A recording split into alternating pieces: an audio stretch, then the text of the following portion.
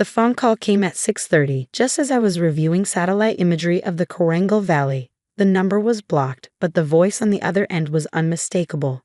The White House Chief of Staff. Captain Torres, the President will present your Medal of Honor tomorrow at 1400 hours. A car will pick you up at 800. Dress blues, full decorations. I set the phone down slowly, my hands steady despite the magnitude of what I just heard. On my desk, 3 monitors displayed real-time intel feeds from Afghanistan. Red markers blinked where our forces were engaged. Blue showed friendlies. For the past 18 hours, I've been tracking a situation that would soon make headlines around the world. My secure phone buzzed. A text from my mother. Your father's at the golf course telling everyone you're just a desk clerk who types reports. Maybe come home and explain what you really do. I stared at the message, then at the monitors showing 47 American soldiers whose lives had hung on my typing 12 hours ago. No, I thought. Let him find out tomorrow with the rest of the world. My name is Captain Elena Torres, and I'm an intelligence operations officer with the Defense Intelligence Agency. For the past 6 years, I've worked in a windowless room in the Pentagon, surrounded by screens, secure terminals, and the most sophisticated intelligence-gathering technology in the world. To my father, this means I'm a desk clerk. To the soldiers in the field, I'm the voice in their ear that keeps them alive. Growing up, my father, Master Sergeant Robert Torres, retired, had very specific ideas about military service. Real soldiers carried rifles. Real soldiers kicked down doors. Real soldiers got dirty, got bloody, got stories worth telling at the VFW hall. Real soldiers were like him. Infantry, airborne, rangers. Real soldiers were not his bookish daughter who preferred computers to combat boots. Maija, he'd said when I told him I was joining the army, at least try for something respectable. Military police, maybe, or logistics. But intelligence? You'll spend your whole career behind a desk, getting soft, never seeing real action. I tried to explain that modern warfare had evolved, that intelligence was the tip of the spear now, that cyber operations and real-time tactical intelligence saved more lives than any rifle. But to him, if you weren't carrying a weapon and kicking in doors, you weren't a real soldier. So I stopped trying to explain. I let him tell his golf buddies that his daughter worked with computers while his son, my brother Miguel, an infantry lieutenant, was the real warrior in the family. I let him show off Miguel's combat infantry badge while dismissing my Joint Service Commendation medals as participation trophies. What he didn't know, what my security clearance prevented me from telling him, was that I'd been the intelligence officer behind some of the most critical operations of the past 5 years. That my desk work had prevented 3 major terrorist attacks on U.S. soil.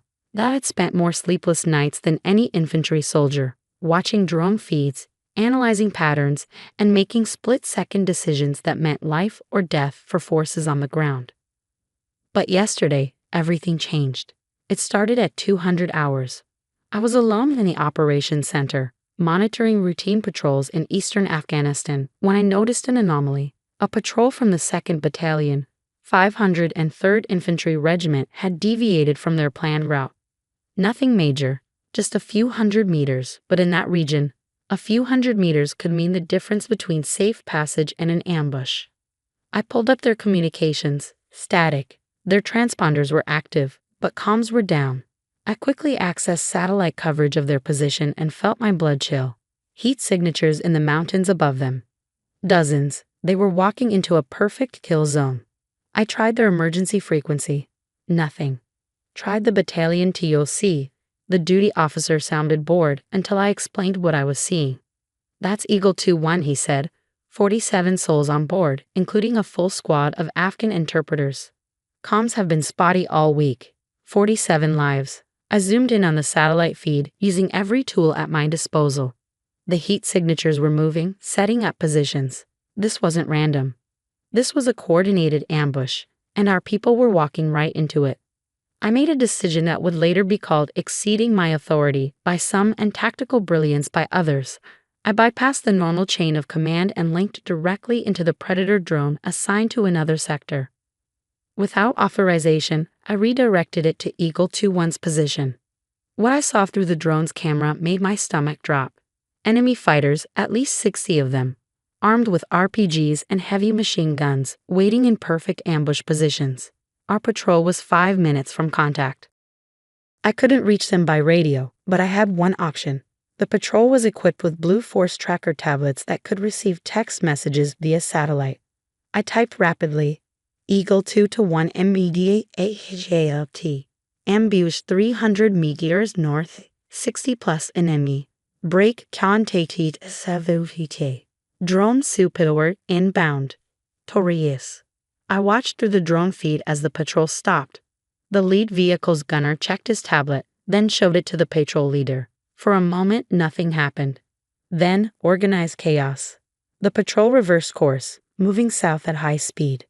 The enemy, realizing their ambush was blown, opened fire anyway. RPGs streaked through the air where our vehicles had been seconds before. I was already coordinating their escape route, using the drone to spot enemy positions and relay them to the patrol via text. RPG Team 2 CLOCQ 150 meters. Machine gun Nest Rigi line 400 meters. Clear route south salutate west Pafolodo Wadier. For the next 3 hours, I guided them through the mountains, staying one step ahead of the pursuing enemy. When they tried to set up another ambush, I saw it first. When they attempted to flank, I warned the patrol. I called in artillery strikes, coordinated air support, and even used the drone's Hellfire missiles when enemy forces got too close. By 500, Eagle 2-1 had reached safe territory. 47 American and Afghan lives saved, 0 casualties. The battalion commander called me personally. Captain Torres, I don't know how you did what you did, but you saved my people. Every one of them. What I did was my job. What I did was sit behind a desk and type. The after-action review revealed the full scope of what had nearly happened. The enemy had been planning this ambush for weeks, specifically targeting that patrol because they knew it included several high-value interpreters who'd been instrumental in recent operations.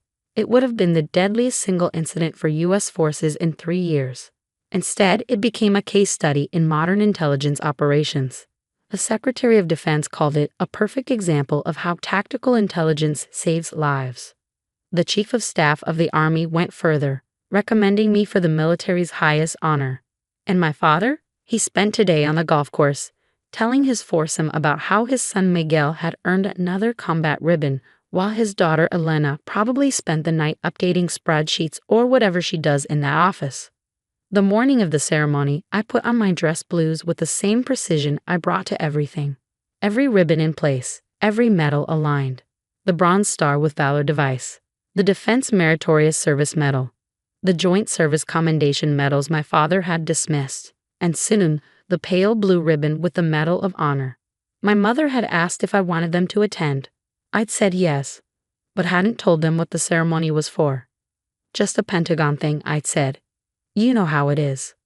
The White House East Room was packed with military brass, government officials, and media. I stood in the anteroom with the other honorees, a Navy SEAL who charged a machine gun nest to save his team, and an Air Force pararescueman who descended into enemy fire to rescue wounded Marines. Captain Torres. An aide appeared. Your family is here. We've seated them in the front row. Through the doorway, I could see my parents and Miguel in his Army uniform. My father was checking his phone, probably updating his golf buddies about having to attend some boring Pentagon ceremony for Elena's computer work. The president's military aide called us to attention. It was time. Ladies and gentlemen, the President of the United States. The room rose as one. I marched in with the others, took my position, and waited. The president spoke about valor, about service, about the evolution of warfare in the 21st century. Then he turned to me. Captain Elena Torres, he began, and I saw my father's head snap up at the mention of my name. Intelligence Operations Officer, Defense Intelligence Agency. The president continued, his voice carrying across the silent room. In the early hours of March 15th, Captain Torres was monitoring routine operations when she detected an imminent threat to American forces. With no direct communication available and time running out, she displayed exceptional initiative and tactical brilliance. I kept my eyes forward but could see my father in my peripheral vision.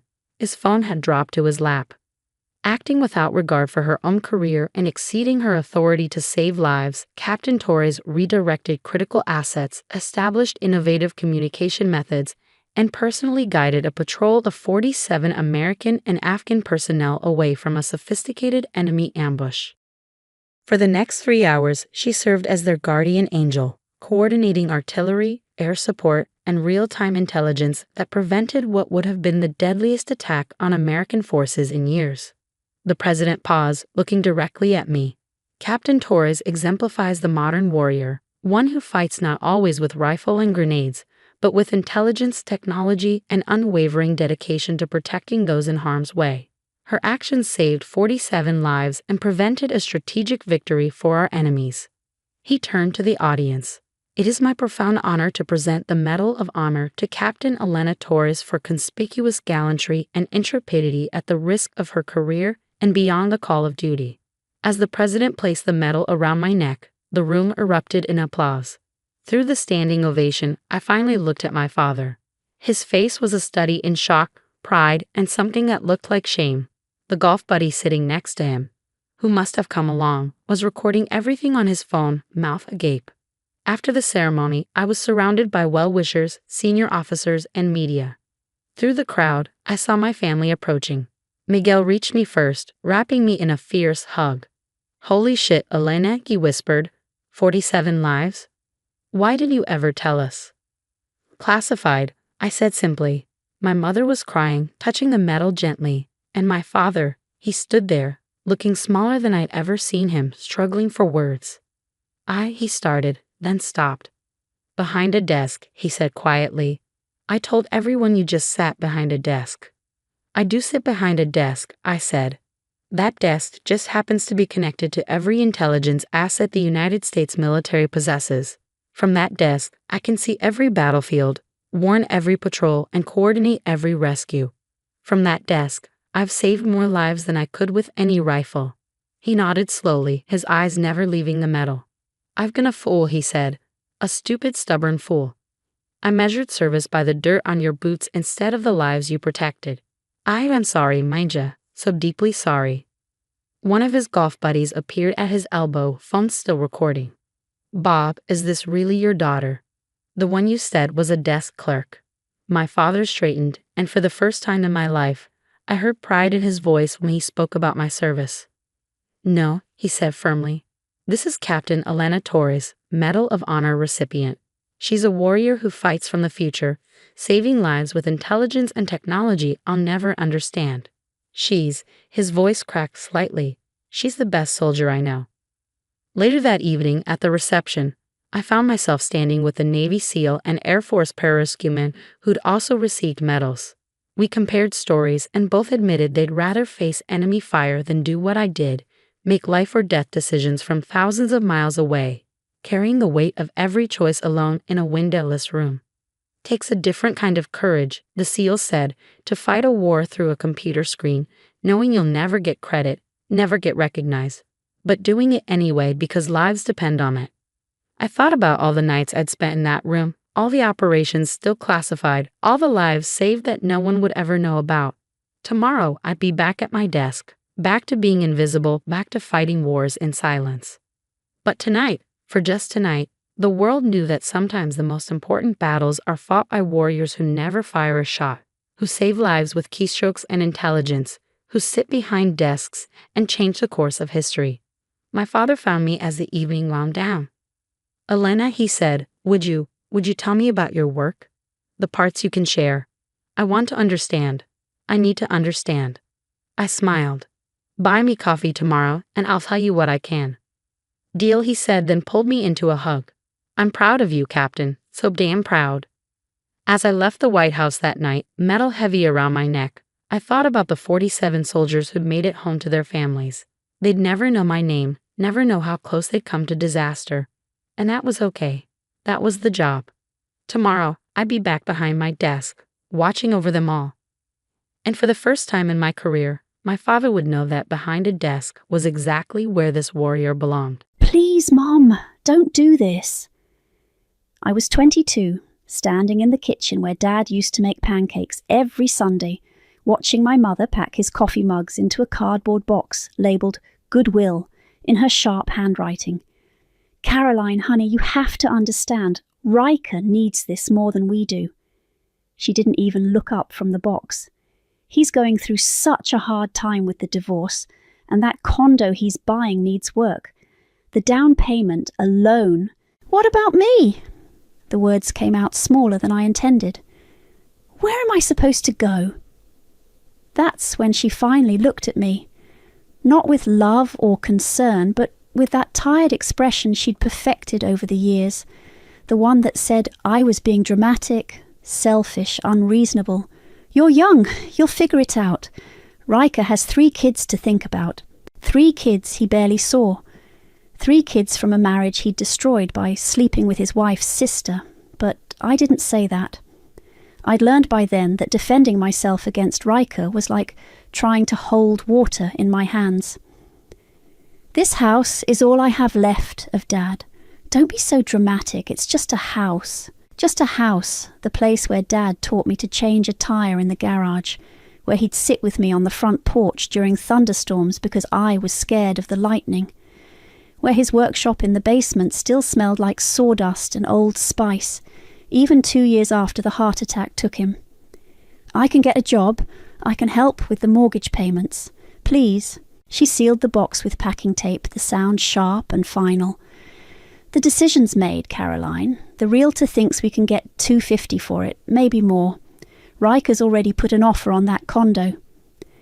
I stood there watching her pack away our life, piece by piece, and something inside me went cold. Not sad cold, not angry cold, just empty. My name is Caroline, and that was the day I learned that some people will throw you away to save someone who's already drowning. 10 years later, I'm sitting in that same kitchen, but everything's different now. The walls are painted a warm cream instead of the faded yellow Mom never bothered to update. New granite countertops, stainless steel appliances, hardwood floors that gleam under the pendant lights I had installed last month. I bought it back, every single inch of it. The previous owners had let it fall apart, peeling paint, broken fixtures, a leak in the basement that warped half the foundation. It took me 3 years of negotiations, cash offers, and patience I didn't know I had, but I got it. I paid for it with money I saved, living in Skylar's spare bedroom, eating ramen for dinner, working 2 jobs and taking night classes. Money I made from the business I built from nothing while my family thought I'd disappeared into some tragic spiral of my own making. They have no idea I own this place, no idea I've been watching the neighbourhood Facebook group seeing Mom's comments about how lovely it looks now that someone's finally taking care of it properly. The irony tastes better than wine. I'm signing the final deed transfer papers when my phone buzzes. A voicemail from a number I haven't seen in 8 years but still recognise immediately. Caroline, honey, it's Mom. Her voice sounds older, more fragile. I know we haven't talked in a while, but I really need to speak with you. Something's happened with Riker and we need a place to stay. Just for a little while. I got your number from Skylar. I hope that's okay. Please call me back. It's important. I set the phone down and look around my kitchen. My house, my sanctuary that I built from the ashes of their betrayal. The same house they sold to fund my brother's 3rd divorce and condo renovation. The same house where Mom told me I'd figure it out while packing away the last pieces of my childhood. I pour myself a glass of wine, a nice Pinot Noir, not the cheap stuff I used to buy, and listen to the message again. We need a place to stay. I almost laugh. Almost. Instead, I pick up my phone and dial her back. It rings twice before she answers, breathless and desperate. Caroline, oh, thank God, I wasn't sure you'd call back. Hi, Mom, I got your message. Yes, well, like I said, we're in a bit of a situation here, and I was hoping... Come over tomorrow, 2:00, we can talk. Oh, wonderful! Where should we meet? Do you have an apartment now, or... I'll text you the address. I hang up before she can ask more questions, then type out the address of our old house. The house she sold, the house I now own. Tomorrow should be interesting. I'm sitting on the front porch at 1:55 p.m, watching a beat-up Honda Civic crawl down the street like it's running on fumes and prayers. The car I remember Mom driving was a silver Lexus, Dad's last gift to her before the heart attack. This thing looks like it's held together with duct tape and desperation. The car stops in front of my house. My house. The irony still hits like a shot of whiskey. Mom gets out first, moving slower than I remember. Her hair is more grey than brown now, pulled back in a messy ponytail. She's wearing a faded sweater that's seen better decades and jeans with a hole in the knee. Not the put-together woman who used to host dinner parties and judge my life choices. Riker unfolds himself from the passenger seat like he's in pain. He's thinner, hollow-cheeked, with the kind of pallor that screams, "I've been living off gas station coffee and regret." His once perfect smile is nowhere to be found. They both have suitcases, 2 each. Mum starts walking toward the house, then stops dead when she sees the mailbox. Her mouth falls open as she reads the name painted in neat black letters. C. Walton. The suitcase slips from her hand and hits the sidewalk with a thud. "Caroline," her voice is barely a whisper. I stand up slowly, smoothing down my dress. It's a nice dress, navy blue, professional, the kind I wear to client meetings now. The kind I could never afford when I was sleeping on Skylar's couch. "Hi, Mum. Riker." Riker's staring at the mailbox like it might bite him. "What the hell is this?" "Language, Riker." I walk down the porch steps, taking my time. "This is my house, the house you're standing in front of." "Your house?" Mom's voice cracks. "But when did you... "I bought it 3 months ago. Paid cash." The silence stretches between us like a chasm. Mum looks like she might faint. Riker looks like he might run. "You bought our house," Mum says finally. "My house," I correct. "You sold your house 10 years ago, remember? To help Riker with his condo." Riker kicks at a pebble on the sidewalk. "Look, Caroline, if this is some kind of joke..." "Do I look like I'm joking?" He doesn't answer. Smart man. Mum picks up her suitcase with shaking hands. "I don't understand. How could you afford... hard work, something you might remember if you think back far enough. Caroline, please." Her eyes fill with tears. "I know we haven't talked in a while, but you're still my daughter. We're family. Are we?" The question hangs in the air like smoke. Mum wipes her eyes with the back of her hand, smearing her mascara. "We have nowhere else to go," she whispers. I study them both. Mum with her desperate eyes and trembling hands, Riker with his jaw clenched, probably calculating how quickly he can charm his way out of this situation. "What happened to the condo?" Riker's face darkens. "It's complicated. I have time." "The divorce got messy," Mum says quickly. "Natasha took everything, the condo, the car, even his tools. She froze all the accounts. We've been staying in a motel for 3 weeks, but you ran out of money. Caroline, honey, I know this is awkward, but if we could just stay here for a few days. In my house. Yes, in your house, just until we get back on our feet." I look at the house behind me. The house where Dad used to read me bedtime stories, where I learned to ride a bike in the driveway, where Mom told me I'd have to figure it out, while she packed away my childhood to fund my brother's mistakes. "You can stay," I say finally. Mum's face lights up like Christmas morning. "Oh, Caroline, thank you. I knew you'd... But there are rules." The light in her eyes dims slightly. "Rules? This is my house, my rules. You don't like them, there's a Motel 6 on Highway 9. Riker steps forward. "Now, wait just a damn minute. Rule number 1, no swearing in my house."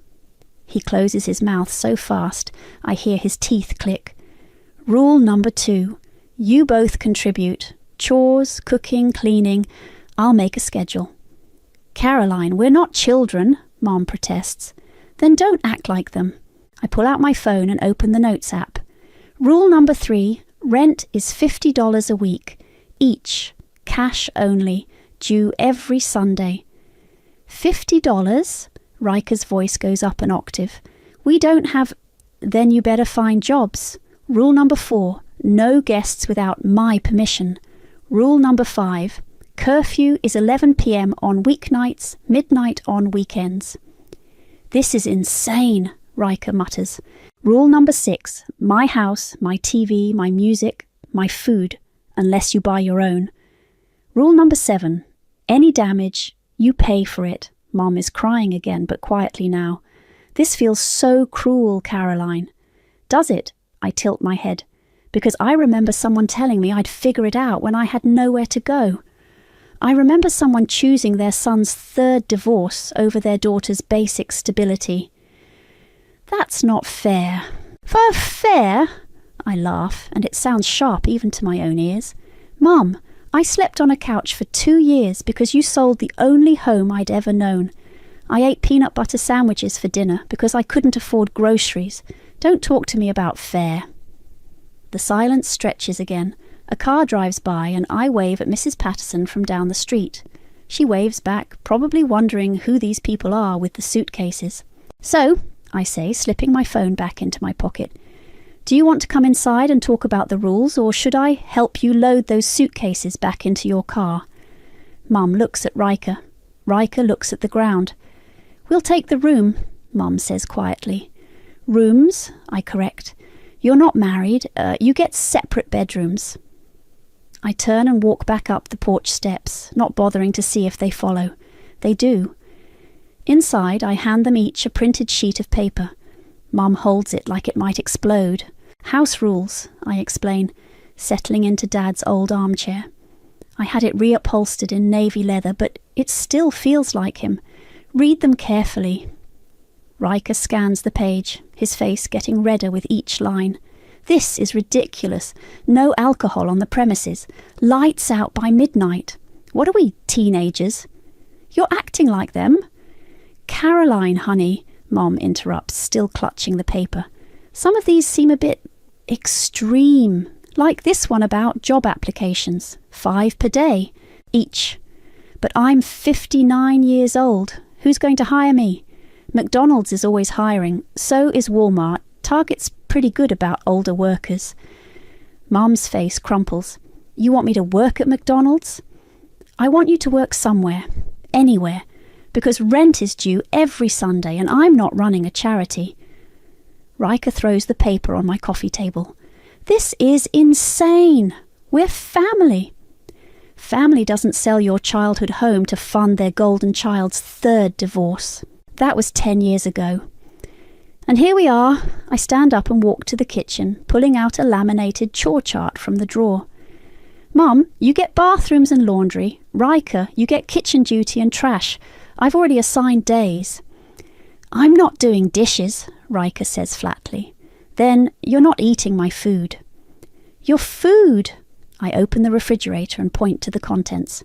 My groceries, my electricity keeping them cold, my house storing them. You want to eat? You contribute. Mum joins us in the kitchen, running her fingers along the granite countertop. This is beautiful, Caroline, really beautiful. Your father would have loved these updates. Don't. Don't what? Don't bring up Dad. You lost the right to use his memory as emotional manipulation when you sold his house. She flinches like I slapped her. Riker leans against the counter, trying to look casual. Look, sis, I know we got off on the wrong foot here, but maybe we can work something out. I've got some business deals in the works. No. You didn't even hear what I was going to say. I don't need to. The answer is no to whatever scheme you're cooking up. It's not a scheme. It's a legitimate investment opportunity. Like the condo was? His jaw tightens. That wasn't my fault. Natasha went crazy during the divorce. She took things that were legally mine. Were they, though? What's that supposed to mean? I don't answer. Instead, I pull out 2 keys from the junk drawer. Mum, you get the guest room upstairs. Riker, you get the basement bedroom. The basement? He looks horrified. That's not even a real bedroom. It has a bed, a dresser, and a window. It's a bedroom. It's a basement. It's free housing. Take it or leave it. Mum takes her key with shaking hands. Caroline, I understand you're angry. I'm not angry, Mom. Angry would be emotional. This is business. Business? You need housing. I have housing. You pay rent, follow rules, contribute to the household. It's a simple transaction. But we're not strangers. We're your family. My family sold my home and left me sleeping on a couch for 2 years. Riker pushes off from the counter. You know what? Fine. I'll play your little game for now. But this isn't over. Actually, it is. These aren't negotiations, Riker. These are the terms. He storms toward the basement door, then stops. Where's the TV down there? There isn't one. What am I supposed to do? Read a book, journal, reflect on your life choices? I don't really care. He disappears down the basement stairs, his footsteps heavy on each step. Mum stands in the kitchen looking lost. I should probably unpack, she says quietly. Probably.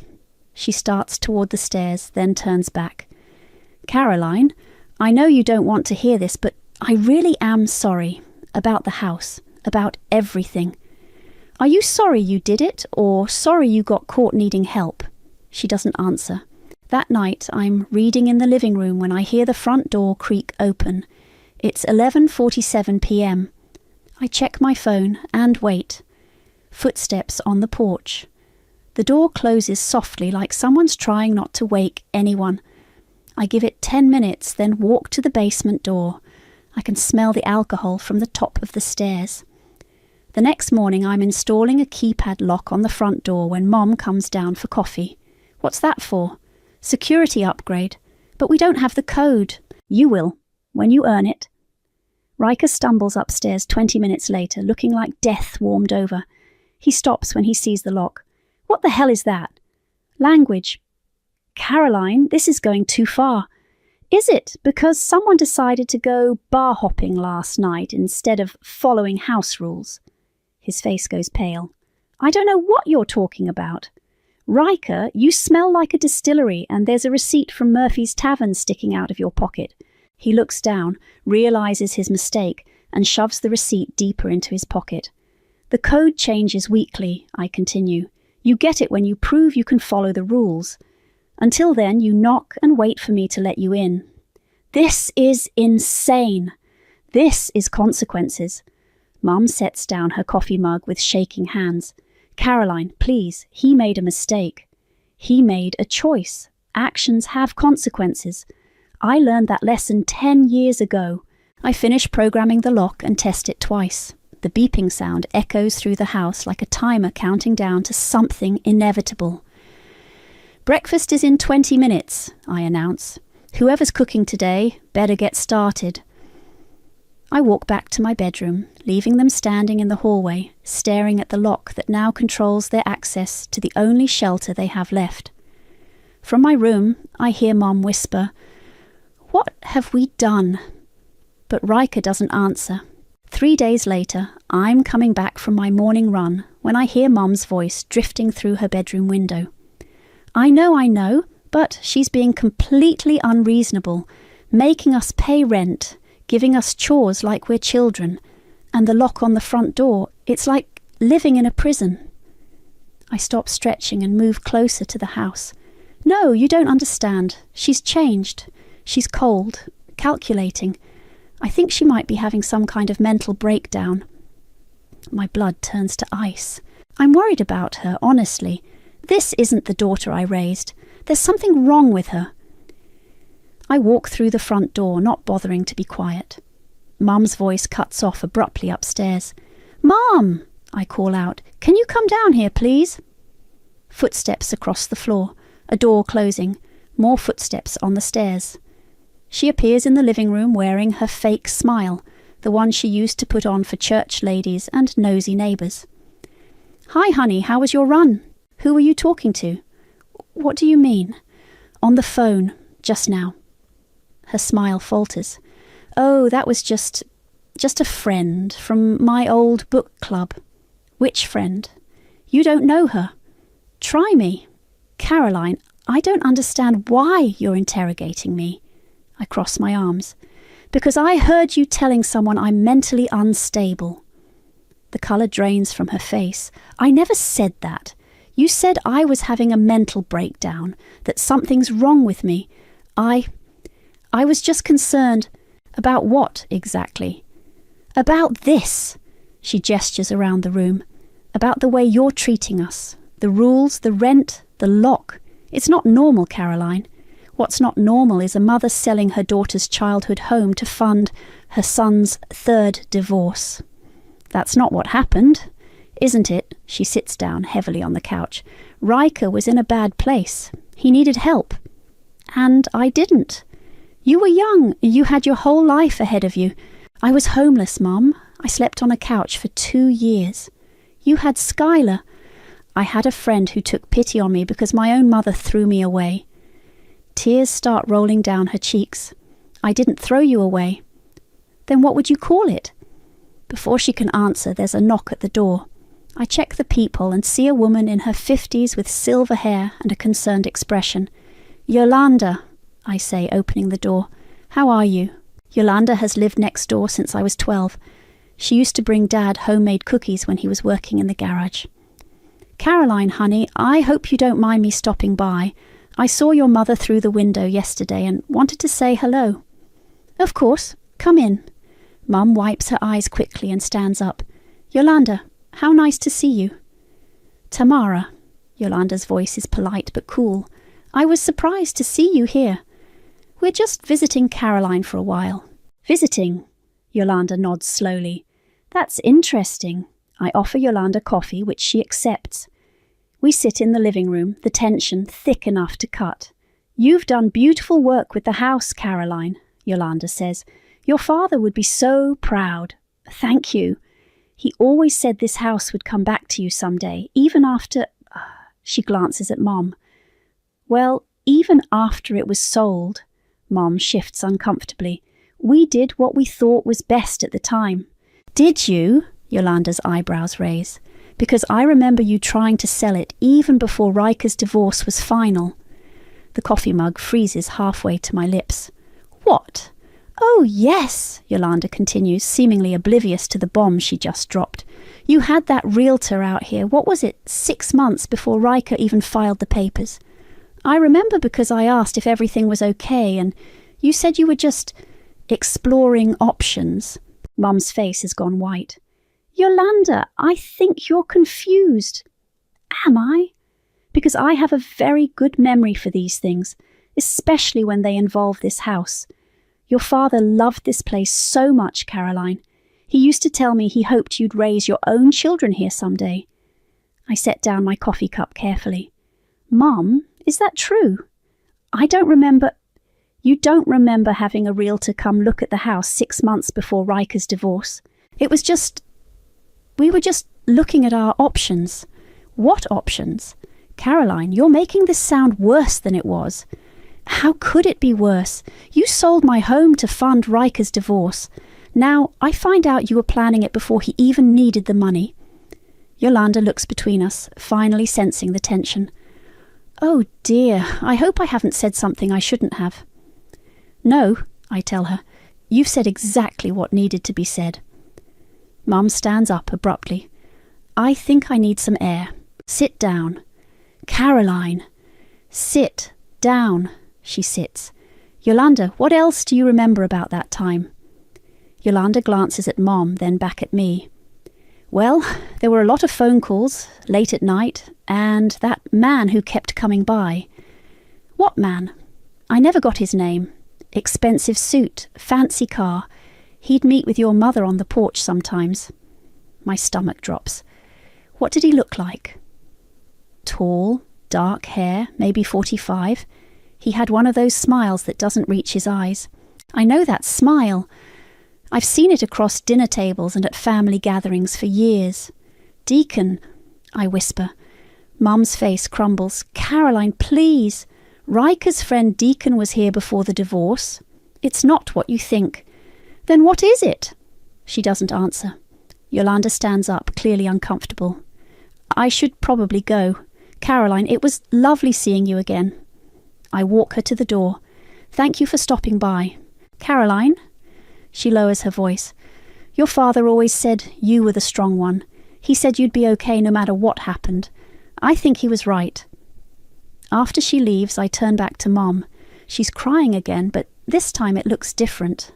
Less manipulation, more genuine fear. Start talking, I say. Caroline, you have to understand. I don't have to understand anything, but you have to explain everything. She takes a shaky breath. Deacon came to me with a business opportunity, an investment. He said if I could come up with some capital, he could triple it within a year. And you believed him? He showed me paperwork, projections. It looked legitimate. So you decided to sell my home to invest in Deacon's scheme. It wasn't a scheme. At least, I didn't think it was. What happened to the money, Mom? She doesn't answer. What happened to the money? It's gone, she whispers. All of it. The room goes silent except for the ticking of Dad's old clock on the mantel. So Riker's divorce was just an excuse. No, he really did need help. But that's not why you sold the house. She shakes her head, tears streaming down her face. I walk to the window and look out at the street where I used to ride my bike, where Dad taught me to parallel park, where I thought I'd bring my own kids someday to show them the house where Mommy grew up. Get out, I say quietly. Caroline, get out of my house. Please, we have nowhere else to go. You should have thought of that before you gambled away my inheritance. It wasn't your inheritance. It was my house to sell. I turn around slowly. Was it, Mom? Because Dad's will left it to both of us. I've seen the paperwork. Her face goes completely white. You forged my signature on the sale documents, didn't you? She doesn't answer, but she doesn't need to. The truth is written all over her face. Get out, I repeat. Both of you, now. Caroline, please, now! My voice echoes through the house like a gunshot. Upstairs, I hear Riker's door open. What's going on? He calls down. Pack your bags, I tell him. You're leaving. Like hell we are. Like hell you're not. But, as I'm saying it, I hear the mailman's truck outside. Through the window I see him walking up the path with a certified letter addressed to Riker, from someone named Natasha. The mailman hands me the certified letter with a polite smile. For Riker Walton. He's here. I sign for it, my hand steady despite everything that just happened. Riker comes downstairs, looking suspicious. What's that? Mail for you. I hold out the letter. From Natasha. His face goes pale. I don't want it. Too bad, it's certified. Someone thinks it's important. Mum wipes her eyes. Maybe it's good news. Maybe she wants to reconcile. She wants to reconcile with the man who maxed out their joint credit cards and disappeared. I shake my head. Mum, even you can't be that naive. Riker snatches the letter from my hand. Fine, I'll read it later. Read it now. Caroline, read it now. He tears open the envelope with shaking hands. His eyes scan the page, and with each line he looks sicker. Well? Mum asks. Riker crumples the letter and throws it toward the trash can. It bounces off the rim and lands on the floor. I pick it up and smooth it out. Dear Riker, I read aloud. My attorney has discovered additional fraudulent activity on our joint accounts. The District Attorney's Office will be filing charges for credit card fraud, identity theft, and embezzlement. You have 48 hours to turn yourself in before a warrant is issued for your arrest. Mum gasps. Riker, what did you do? I didn't do anything. The evidence includes forged signatures on loan applications, unauthorized credit lines opened in my name, and the liquidation of my retirement account without my knowledge or consent. I continue reading. The total amount stolen is $127,000. Stolen? Mum's voice is barely a whisper. Riker starts pacing. It wasn't stolen. That money was community property. I had every right to forge her signature. I fold the letter carefully. To open credit cards in her name? You don't understand the situation. Then explain it. It's complicated. I have time. He stops pacing and looks at me with desperate eyes. The condo deal fell through. I had already put money down, signed contracts. I needed to cover the losses. So you stole from your wife? Ex-wife. She wasn't your ex-wife when you took the money. Mum sinks onto the couch. Riker, please tell me this isn't true. Mum, I was trying to protect our assets. If the divorce went through and she got half of everything, we'd lose the house, the investments, everything Dad worked for. Dad didn't work for your third wife's retirement account, I point out. You don't get it. Natasha was vindictive. She was going to take everything just to hurt me. So you took everything first to hurt her. I was protecting the family. What family? The words come out sharper than I intended. The family that sold my childhood home. The family that left me homeless. That family? Riker's jaw tightens. Everything I did was for this family. Everything you did was for yourself. Mum stands up suddenly. Stop it, both of you. This fighting isn't helping anyone. You're right, I say. Fighting isn't helping. You know what would help? The truth. I pull out my phone and scroll through my contacts. Who are you calling? Mum asks. Deacon. Riker lunges for my phone. Don't. I step back. Why not? If he's such a good friend, maybe he can help explain this investment opportunity that cost us our house. Caroline, please. The phone rings twice before a familiar voice answers. Caroline. Jesus, I haven't heard from you in years. Hi, Deacon. I'm here with Mom and Riker. Mind if I put you on speaker? Sure. Is everything okay? I hit the speaker button. We're just talking about old times. Remember that investment opportunity you brought to Mom about 10 years ago? The silence on the other end stretches for several seconds. Deacon? Mum's voice is small. Are you there? Yeah, I'm here. Listen, Tamara, about that whole thing. What whole thing? Riker interrupts. The real estate investment, Deacon says slowly. The one that went south. What real estate investment? Riker's voice is getting higher. I watch Mum's face crumble as she realizes what's about to come out. Deacon, I say sweetly, Riker doesn't know about the investment. He thinks Mum sold the house to help him with his divorce. Oh, shit. Language, I say automatically. Riker, man, I'm sorry. I thought you knew. Your mum came to me looking for ways to make some quick money. I had this deal, seemed legit at the time. What deal? Riker's voice is deadly quiet. Flipping houses in Florida. The developer had all the right paperwork, showed us properties, profit projections. It looked solid. How much money? Riker, Mum starts. How much money, Deacon? $250,000, the full amount from the house sale. Riker turns to stare at Mom. You told me you gave me the money from the house. I did give you money. How much? $30,000 for the condo down payment. $30,000. His voice is flat. Out of $250,000. The rest was supposed to be an investment for all of us, for the family. And where is it now? Deacon clears his throat. The developer disappeared, took everyone's money and vanished. The FBI is still looking for him. The room goes completely silent. So, let me get this straight, Riker says finally. You sold Caroline's childhood home. You told her it was to help me with my divorce. You told me you were giving me the money from the sale. But actually, you gave me $30,000 and gambled away the other $220,000 on some scam. It wasn't a scam when I invested, and now you're both broke and homeless because you lost everything on a con man. Riker, please. And Caroline had to buy back her own house because you're both too stupid and selfish to make decent decisions. Hey, Deacon's voice comes through the phone. That's not fair. I hang up on him. Riker is staring at Mom like he's seeing her for the first time. You destroyed our family for nothing. I was trying to help. You were trying to get rich quick. And you used Caroline's inheritance to do it. Mum starts crying again, but this time even I can tell it's genuine, not manipulation, just pure, devastating regret. "I'm sorry," she whispers. "I'm so sorry." But Riker isn't listening anymore. He's looking at me with something that might be respect.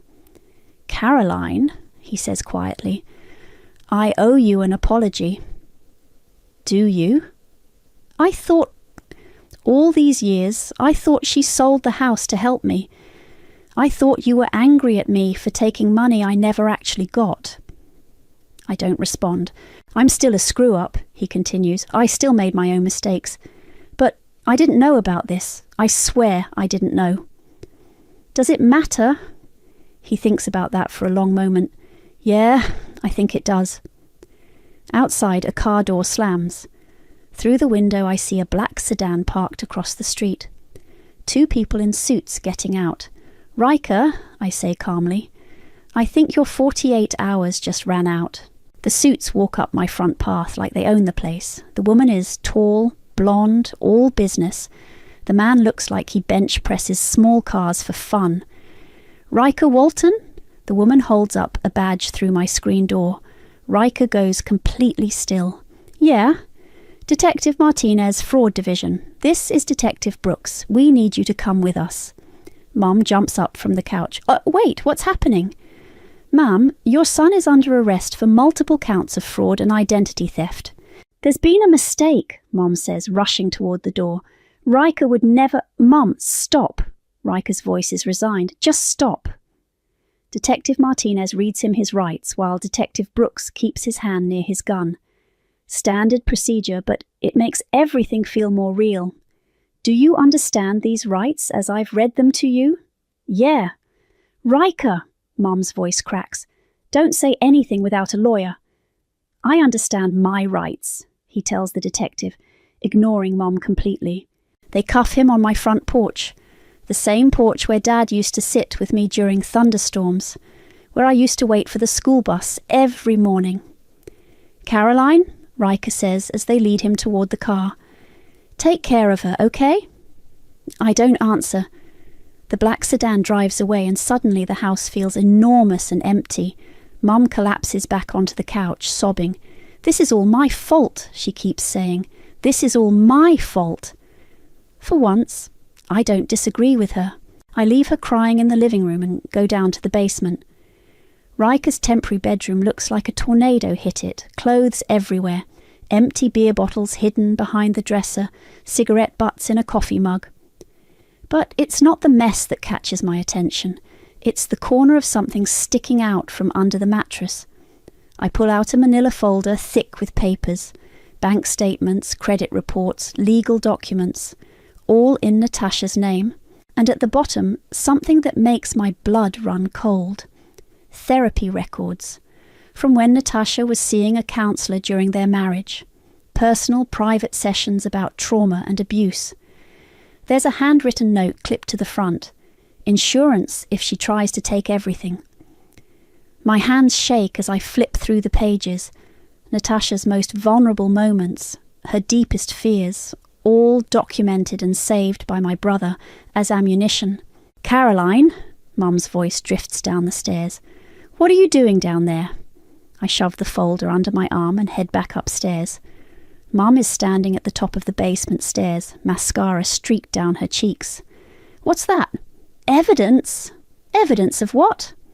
I walk past her to the kitchen and spread the papers across the counter. "Evidence that your son is worse than we thought." Mum peers over my shoulder.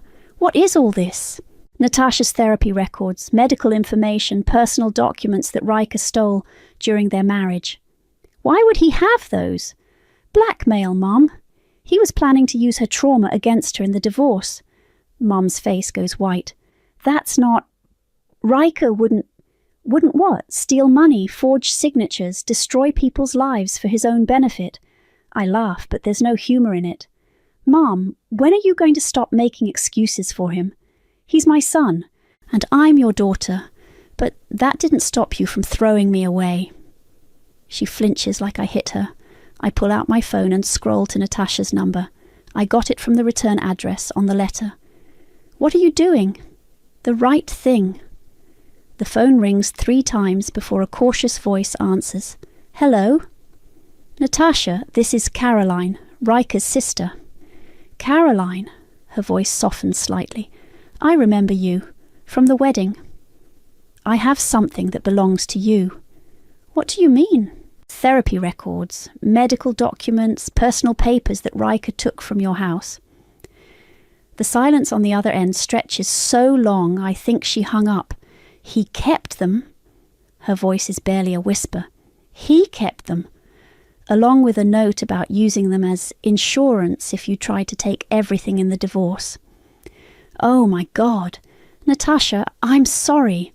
I had no idea he was capable of this. Where is he now? Arrested? About 20 minutes ago. Good. The word comes out sharp and final.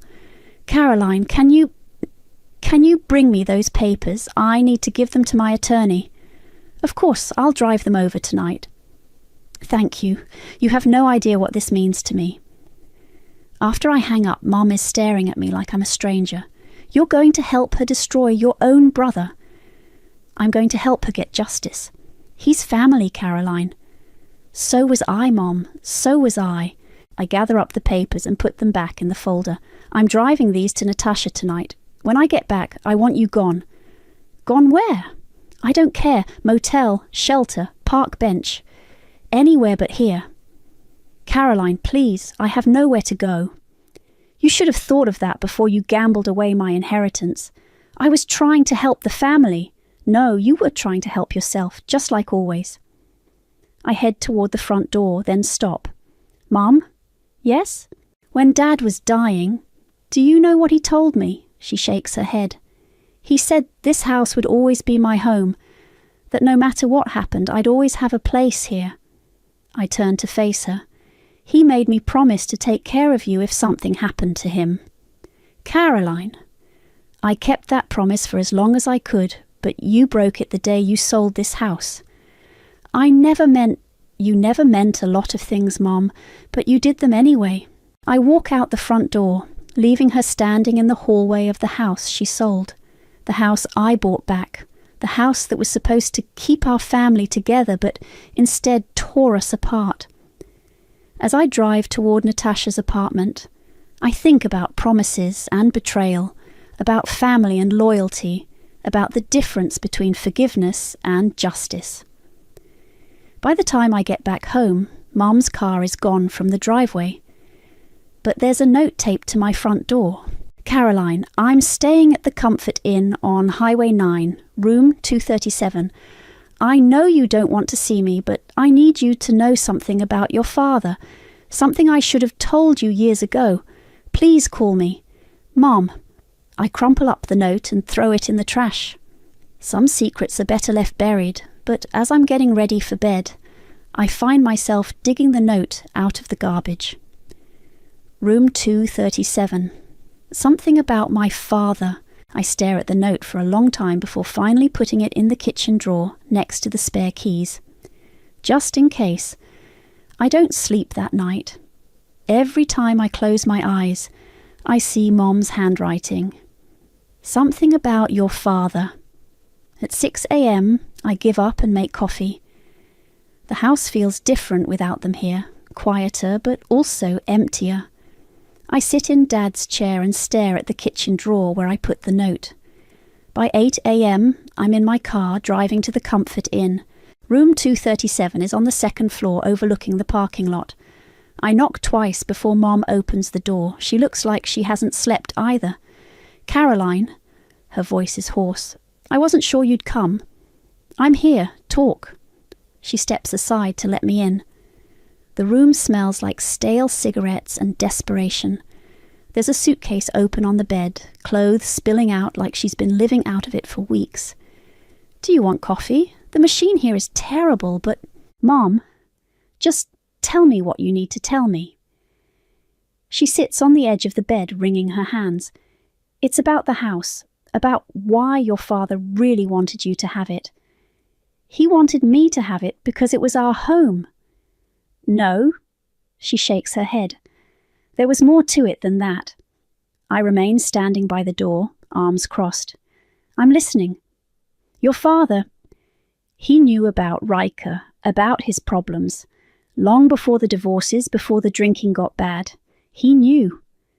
Knew what? About the stealing, the lying, the way he treated people. She takes a shaky breath.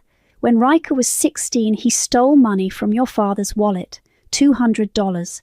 When your dad confronted him, Riker looked him straight in the eye and lied about it. Teenagers steal money, Mum. That's not... He stole it to buy drugs, cocaine. Your father found the baggie in Riker's room. I sit down in the chair by the window. Dad never told me that. He didn't want you to think badly of your brother, but he started watching Riker more carefully after that. And what he saw... She trails off. What did he see? Riker stole from his girlfriends, from his friends. He cheated on every test he could, lied about everything, manipulated people to get what he wanted. Your father tried to get him help, but Riker just got better at hiding it. Why are you telling me this now? Mom stands up and walks to the window. Because your father changed his will 3 months before he died. He left the house entirely to you, not to both of us like I told you. The room goes silent except for the hum of the air conditioner. What? The house was always meant to be yours, only yours. Your father knew that if I inherited it, I'd eventually give it to Riker, and he knew Riker would destroy it. But you sold it anyway. I forged the documents. I told the lawyer that your father had changed his mind before he died, that he wanted us to inherit it jointly. I had power of attorney, so they believed me. I stare at her, trying to process what she just said. You committed fraud. I was trying to help Riker. You stole my inheritance. You literally stole it. Caroline, please, get out. What? I stand up, my whole body shaking with rage. Get out of this room. Get out of this town. Get out of my life. Caroline, you have to understand. I understand perfectly. Dad knew exactly what you and Riker were. He tried to protect me from both of you, and you stole from me anyway. I'm your mother. No, you're not. The words come out cold and final. A mother protects her children. A mother doesn't steal from them to enable their drug-addicted son. Riker is exactly what Dad said he was. A thief and a liar. And so are you. Mom starts crying, but I don't care anymore. The tears that used to make me feel guilty now just make me angry. I gave you a chance, I continue. I let you stay in my house. I gave you rules to follow, a way to earn your place back in my life. And what did you do? You called me mentally unstable behind my back. I was scared. Of what? Of being held accountable for your actions? Of losing you completely. You lost me 10 years ago when you sold my home. Everything since then has just been me figuring out how much I could forgive. And now I know the answer. Nothing. I can forgive nothing. I walk toward the door, then stop. Mum? Yes. Dad's workshop in the basement. I found something interesting when I was renovating. Her face goes pale. What? A safe, hidden behind the water heater. Want to guess what was in it? She doesn't answer. Copies of everything, the real will, documentation of Riker's thefts, evidence of your fraud. Dad knew you'd try to steal from me, so he made sure I'd have proof when I was old enough to use it. Caroline! I could have you arrested. Both of you. Fraud, forgery, theft. But I'm not going to. Why not? Because Dad wouldn't have wanted that. He would have wanted me to be better than both of you. I open the door and step into the hallway. Caroline, wait! I turn back one last time. Don't contact me again. Don't drive by my house. Don't ask Skylar for my number. Don't send birthday cards or Christmas presents. We're done. You can't mean that. I've never meant anything more in my life. But we're family. No, Mom. Family doesn't steal from each other. Family doesn't lie and manipulate and destroy each other's lives. You and Riker are strangers who happen to share my DNA. Caroline, please. I close the door and walk away, leaving her voice echoing in the hallway behind me. In the parking lot, I sit in my car for a long time, hands shaking on the steering wheel. Part of me wants to go back upstairs and take it all back, to forgive her one more time, to try to rebuild something from the wreckage of our family. But I don't. Instead, I drive home to my house. The house Dad meant for me to have. The house I bought back with my own money. The house where I can finally live in peace. As I pull into the driveway, I see Skylar sitting on my front porch with 2 cups of coffee and a concerned expression. "Rough morning?" she asks. "You could say that. Want to talk about it?" I take the coffee she offers and sit down beside her. "I just cut ties with my mother." "For good this time?" "For good this time." We sit in comfortable silence, watching the neighborhood wake up around us. Normal people living normal lives, dealing with normal problems. "Any regrets?" Skylar asks finally. I think about it for a long moment. "Yeah, I regret that it took me this long." Skylar and I are still sitting on the porch when my phone rings. Unknown number.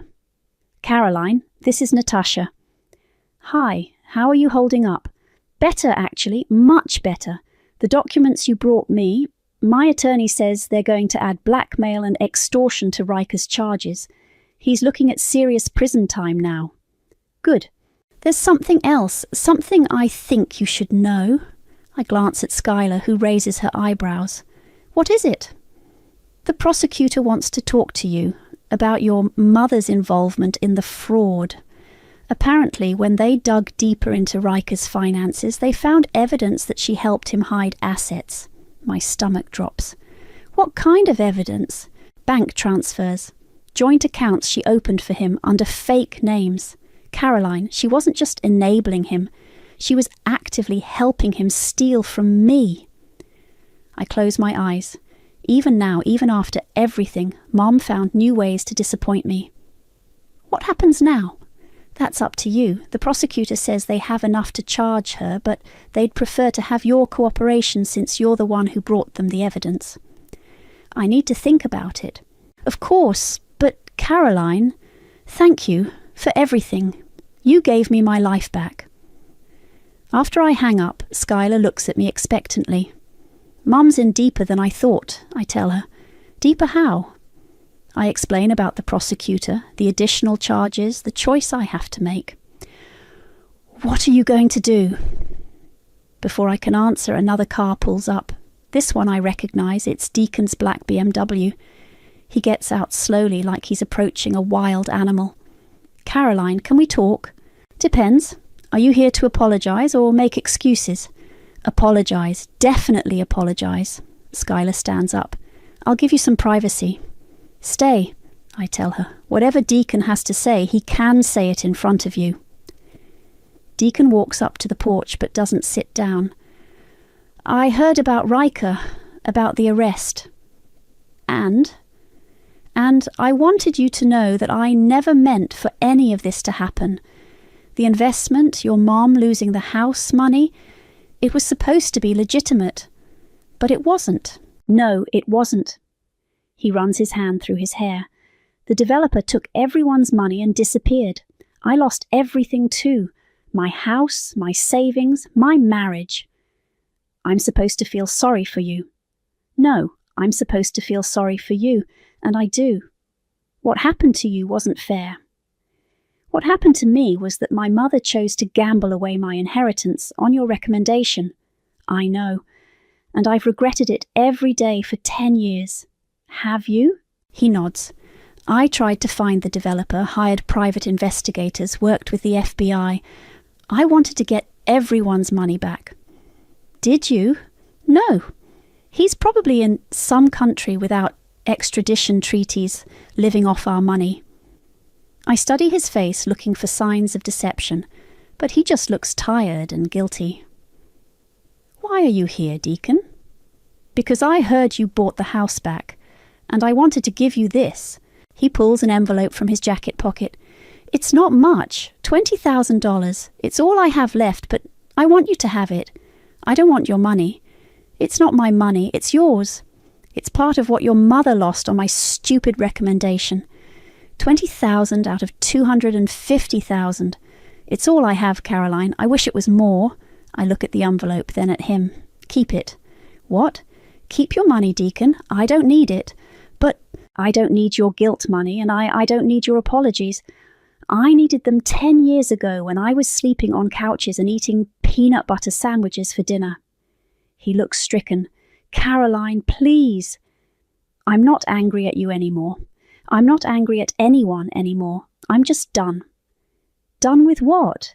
"Done carrying other people's guilt. Done making excuses for people who don't deserve them. Done pretending that family means something when it clearly doesn't." Deacon puts the envelope back in his pocket.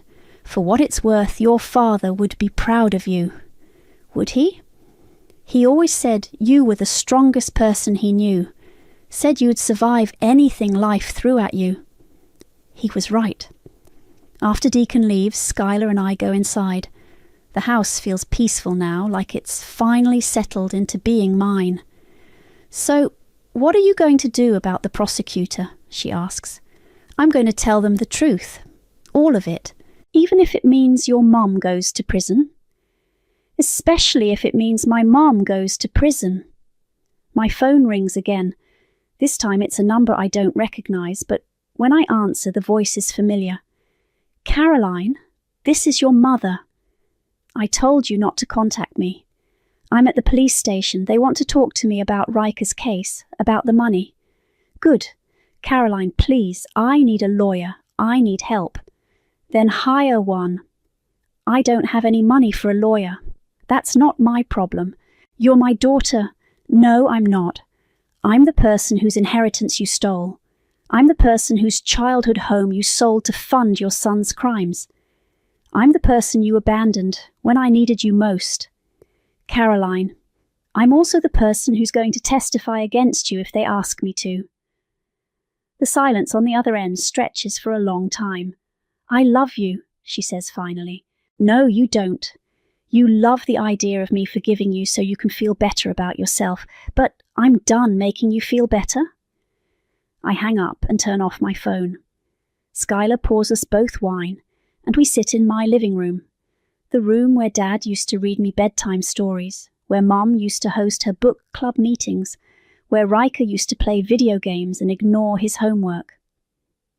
"Any regrets?" Skylar asks. I look around the room, at the family photos I put back up, at Dad's chair where I sit every morning with my coffee, at the fireplace where we used to hang Christmas stockings. "Yeah," I say, "I regret that it took me so long to realize that some people aren't worth saving. Even family. Especially family, because they're the ones who can hurt you the most."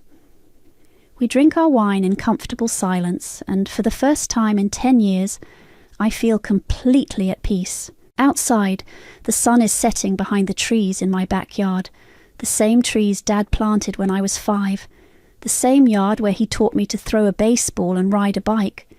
This house has seen a lot of pain, a lot of betrayal, a lot of broken promises, but it's also seen love and laughter and hope. And now it's mine. Really, truly mine.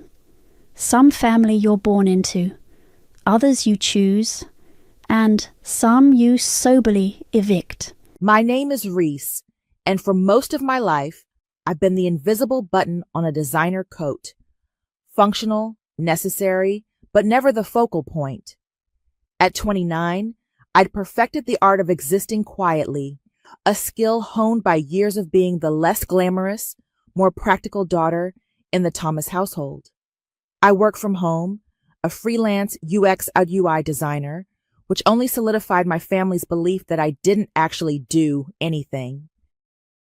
My office is a corner of my living room, bathed in the soft glow of multiple monitors, and my loudest coworker is usually the hum of my espresso machine.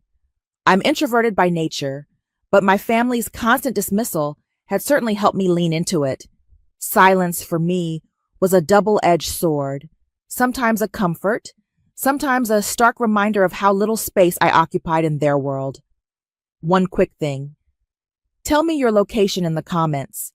I'm curious where my stories travel. That's why the Tesla was so important.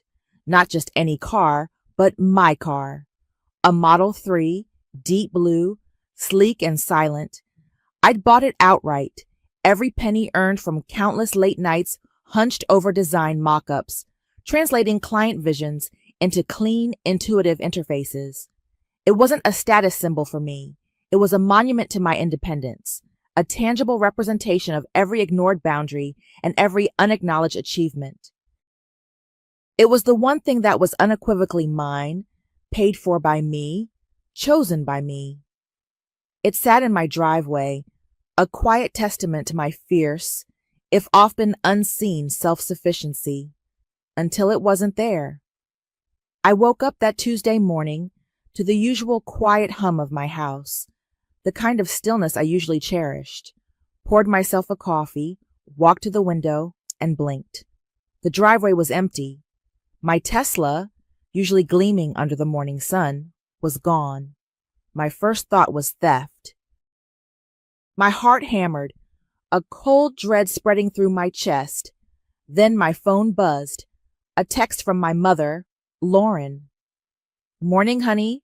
Just borrowed your car for Francesca's photo shoot. Needed something sleek for the wedding aesthetic. You don't go anywhere anyway, so you won't miss it. Love you." I stared at the screen, the words blurring. Lauren, 54, and still wielding passive aggression like a finely tuned weapon, had done it again. My younger sister, Francesca, 26, the golden child, the social media influencer whose life was a curated feed of perfection, was getting married to Beckett, a trust fund baby whose biggest flaw seemed to be his earnest naivete. And my mother, the controlling widow who saw Francesca as her personal project, had simply taken my car, not asked, not borrowed with permission, taken for a photo shoot, for the aesthetic. My jaw tightened. This wasn't family sharing, as Lauren would inevitably call it. This was a seizure, a casual act of entitlement, another brick in the wall of her favoritism. Francesca, of course, would have known. She'd probably even suggested it. Why bother with a rental when Reese's perfectly good, fully paid for Tesla was just sitting there, doing nothing? My initial instinct, the one honed by years of being the easy daughter, was to call, to argue, to demand it back. But then I remembered the countless times I'd tried that, only to be met with Lauren's practiced sighs about how sensitive I was, or Francesca's wide-eyed innocence, claiming she didn't realize it was such a big deal. It was always me who was the problem, me who was too demanding, too selfish. So I didn't. I took a slow, deep breath, the bitter taste of cold coffee in my mouth. I walked to the kitchen, poured the rest of the coffee down the drain, and rinsed the mug. I even hummed a little tune, a quiet, almost imperceptible melody. I picked up my phone, texted Lauren back. "No problem, Mom. Glad I could help." I smiled, a slow, deliberate smile that didn't reach my eyes. It was the kind of smile that promised nothing good. That afternoon, I sat at my laptop, the screen reflecting the cool blue light of my office. My fingers moved over the keyboard, navigating through the Tesla app's interface. There it was, the little car icon, moving steadily along a highway, a tiny digital breadcrumb trail. The app had a hidden GPS tracking feature, a standard security measure I'd set up when I first bought the car. I'd never had a reason to use it before. My gaze lingered on the small, unassuming button labeled Location History. I clicked it. The map populated with a spiderweb of past routes, each line a silent record. I leaned back in my chair, a new kind of hum filling the quiet room. This wasn't about the car anymore. Not really. "Let's make this interesting," I muttered, my voice barely a whisper, a promise to myself and to them. The little car icon on my laptop screen became my new obsession. For the first few days after I activated the GPS, it was exactly what I expected. Francesca's usual circuit: department stores, high-end boutiques, nail salons, and the occasional coffee shop with a drive-through. She was clearly using my Tesla as her personal luxury shuttle, zipping around town, probably blasting pop music and taking selfies for her Instagram stories. I saw the car parked for hours at a time at places like the Gilded Lily Spa and Haute Couture Bridewell. It felt like a low-grade fever, a constant irritating hum in the background of my otherwise quiet life. Then came the speeding. My Tesla, a car I drove with mindful precision, was suddenly hitting 75 in a 55 zone. Francesca, clearly in a hurry to get to her next perfectly curated moment. I tracked it all, silently logging the times, the addresses, the speeds. It was a mundane pattern of self-indulgence, a confirmation of everything I already knew about her, until Wednesday. The car had been parked near Beckett's firm for most of the day, which wasn't unusual. Francesca often met him for lunch, or just waited around for him to finish work. But then, around 6 p.m., the little blue dot started moving. Not towards her apartment, not towards our mother's house. It headed north, out of the city, onto the highway. An hour later, it pulled into a parking garage. The address popped up on the screen: the Grandeur Hotel, a 5-star luxury establishment, an hour's drive from the city, known for its discreet service and exorbitant prices. My eyebrows lifted. An overnight trip? To a luxury hotel? On a Wednesday? Francesca wasn't exactly known for her spontaneous, romantic getaways with Beckett. Their dates were usually meticulously planned and documented for social media. This felt different. The car stayed put all night. It didn't move until 10 a.m. the next morning, when it drove straight back to the city. I called Sadie, my best friend and neighbor, a few hours later. Sadie, 30 and perpetually clad in comfortable sweats, answered on the second ring. "Reese, you sound like you just discovered a new shade of beige. What's up?" "My car," I said, my voice flat. "It spent the night at the Grandeur Hotel." There was a beat of silence. Then, Sadie's low whistle. "Ooh, fancy. So, Francesca and Beckett had a little pre-wedding rendezvous? Good for them. Though I'd have thought they'd post about it." "That's the thing," I said, leaning back in my chair, the map still on my screen. No posts. And it was a Wednesday. And the car left at 10 a.m. Beckett usually works until 6. Sadie was at my door 15 minutes later, armed with a bag of chips and a skeptical expression. "Okay, walk me through this digital breadcrumb trail." I showed her the GPS history, the overnight stay, the timing. "It just feels off," I concluded. "Francesca is a walking billboard. If she was at the Grandeur with Beckett, the entire internet would know." "Agreed," Sadie said, crunching on a chip. "So what's our next move, Sherlock?" "We need to know who she was with," I said, my gaze fixed on the hotel's location. "The Grandeur is pretty private, but it's a big place. There has to be something." This was where my tech-savvy skills came in. Not hacking, not breaking laws, but knowing how to dig. We started with the basics, cross-referencing the exact time the car arrived, and left with any publicly available information about the hotel. Local news reports, social media posts geotagged at the Grandeur, even public webcams that might have a view of the entrance. It was like sifting through digital sand, looking for a specific grain. Hours passed. We scrolled through Instagram stories, Facebook check-ins, even obscure travel vlogs. Most of it was useless. Then Sadie gasped, "Reese, look at this." She pointed to a blurry background in a short video clip, part of a travel influencer's story from that exact Wednesday night. The influencer was filming herself walking through the Granger's opulent lobby, gushing about the decor. But in the background, near the main entrance, a blue Tesla was visible pulling up to the valet, and two figures were getting out. "Enhance," Sadie joked, but I was already working. I downloaded the video, ran it through a few open-source video enhancement tools, and zoomed in. The quality was still grainy, but undeniably was my Tesla. And the two figures, one was tall, slender, with long blonde hair. Francesca, no doubt. My breath hitched as I focused on the second person, a male. He was taller than Francesca, with dark wavy hair. He turned his head slightly as he walked, and the angle, combined with the low resolution, made it hard to be certain.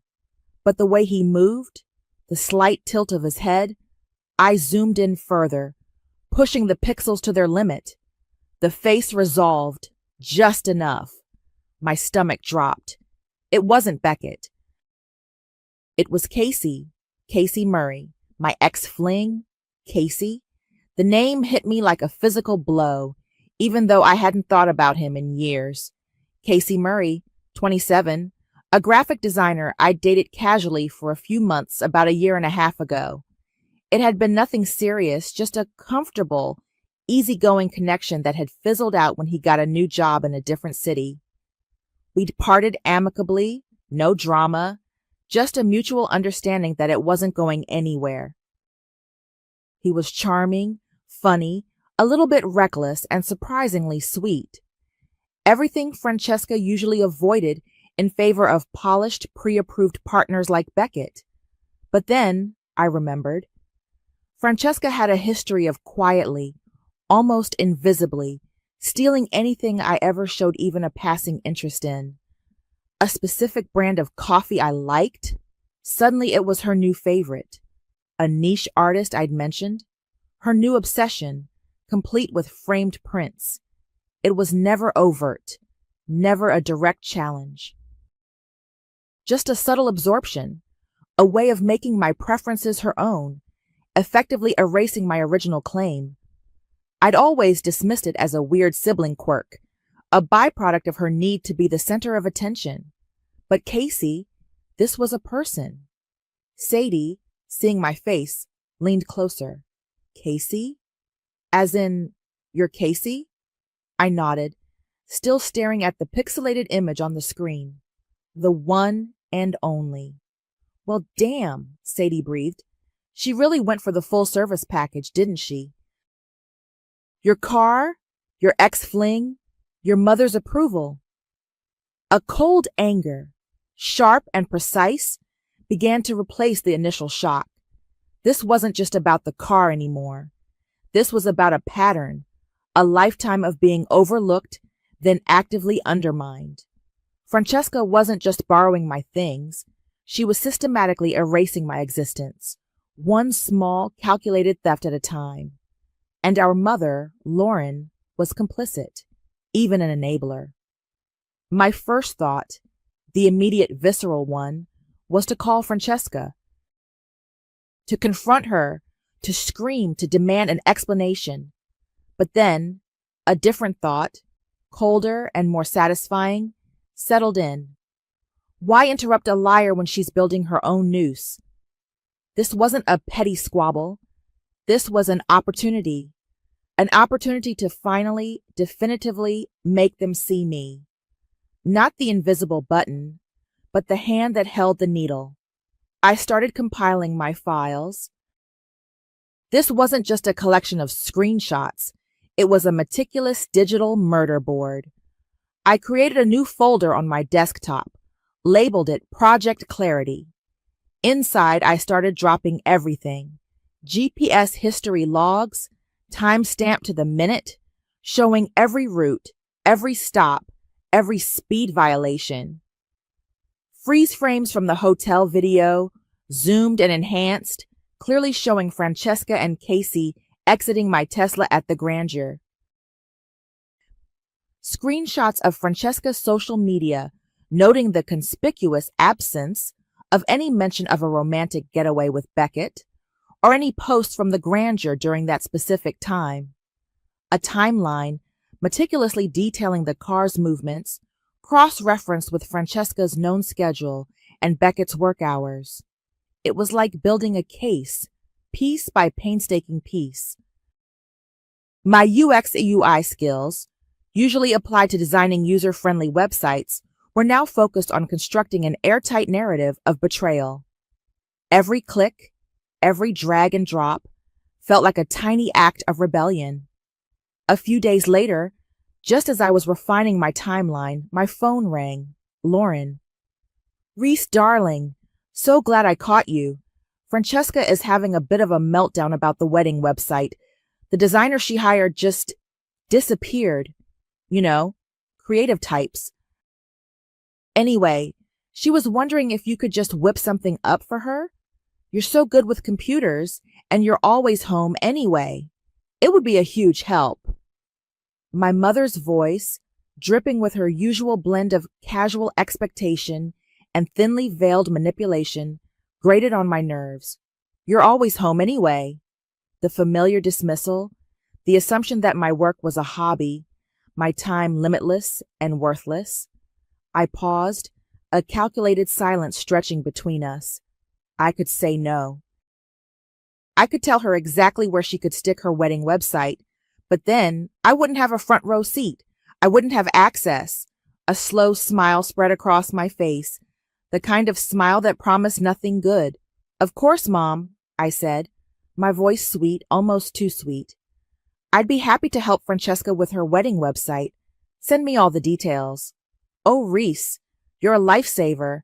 I knew I could count on you. See? You always come through." I hung up, the smile still fixed. Oh, I'll come through, all right." Later that evening, my phone buzzed with a text. It was from Francesca, but it wasn't addressed to me. It was a message clearly intended for Beckett, or so she thought. It had been sent to Sadie. Francesca must have accidentally typed Sadie's number instead of Beckett's, probably because Sadie was in her recent contacts from some group chat. The message read, "Can't stop thinking about the Tesla and that hotel suite. Next time, let's skip the dinner and go straight for the dessert." Sadie immediately forwarded it to me. My eyes widened. It was the final, undeniable piece of the puzzle, the accidental confession. The universe, it seemed, was collaborating with me. The rehearsal dinner was in 3 days. 3 days to finalize my Project Clarity file. 3 days to print everything, to choose the perfect paper, the perfect envelope. I spent those days in a quiet, almost meditative state. I finished Francesca's wedding website, of course. It was pristine, elegant, featuring all the curated photos of her and Beckett looking blissfully in love. Every click, every carefully placed image felt like a silent, mocking laugh. The accidental text from Francesca to Sadie, the one about the Tesla and that hotel suite, was the final nail in the coffin. I added a screenshot of it to my file, along with Sadie's confirmation. The evidence was irrefutable. It wasn't just circumstantial. It was a confession. The day before the rehearsal dinner, I called my mother. I needed to hear it one last time, to confirm what I already knew. "Mom," I started, my voice calm, almost detached. "Can we talk about something? Just for a minute?" "Of course, darling," Lauren said, her voice a little distracted. "Just rushing around getting everything ready for the dinner tonight. What is it?" "It's about Francesca," I said, "and me."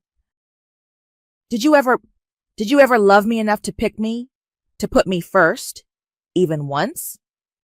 There was a beat of silence on the line, a hesitation that spoke volumes. Then, her practiced sigh. "Reese, what kind of question is that? I love both my daughters equally. You know that." "Do I?" I pressed, my voice still even, but with a thread of steel, because it always felt like Francesca was the one who needed protecting, the one who needed the spotlight, and I was just the one who could handle it. The one who didn't need anything, You always survive, Reese, Lauren said, her voice softening, but it was the same old line, the same old justification. You're so strong, so independent. Francesca, she's more fragile. She needs support. You've always been so resilient. You don't need me to fuss over you. So, because I'm resilient, I don't deserve the same care, the same consideration? I asked, a bitter taste in my mouth. Because I don't make a fuss? You assume I don't feel anything? Reese, don't be dramatic, she said, a hint of impatience creeping into her tone. We're talking about a wedding here. This isn't the time for old grievances. Francesca needs this. She needs everything to be perfect. Right, I said, the word flat. Francesca needs everything to be perfect. Exactly. Now, about the seating chart for the rehearsal dinner, I was thinking you could sit at table 3 with your aunt and uncle. I didn't argue. I didn't correct her. I just listened. The phone pressed to my ear, the familiar pattern of her dismissiveness washing over me. When she finally ran out of instructions, I simply said, "Okay, Mom, see you tonight." I hung up, a strange calm settling over me. It was confirmed. She would never choose me. She would always prioritize Francesca, always justify her neglect with my supposed strength. And that was fine, because now I had all the pieces. I printed the entire Tesla timeline, every GPS log, every screenshot, every piece of evidence, including Francesca's accidental text. I arranged them chronologically, bound them neatly, and slid the stack of pages into a sleek, crisp white envelope. It was thick, substantial. On the front, in elegant, minimalist script, I wrote, "Congrats." No names, just the word. Then I went to my closet. I bypassed the soft sweaters and comfortable jeans. I pulled out my black dress. Not a fancy cocktail dress, but a simple, tailored black sheath. It was understated, elegant, and utterly devoid of joy. I paired it with black heels and a small black clutch. As I looked in the mirror, I saw a woman dressed for a funeral. Her own, perhaps, or someone else's. The rehearsal dinner was held at a beautiful upscale restaurant downtown. The air buzzed with nervous excitement, clinking glasses, and the forced cheer of family gatherings. Francesca, radiant in a white lace dress, was flitting between tables, accepting congratulations. Lauren, beaming, was playing the proud mother, orchestrating everything with practiced ease. I walked in, a quiet shadow in my black dress. I found my assigned seat at table 3, next to my aunt and uncle, who barely registered my presence beyond a quick nod. I ate the bread, sipped my water, and watched. I watched Francesca's performative joy, Lauren's self-satisfied smile, Beckett's earnest, slightly overwhelmed expression. He was a good man, I thought. Too good for this. Halfway through the main course, Beckett, who was at the head table, excused himself and came over to our table.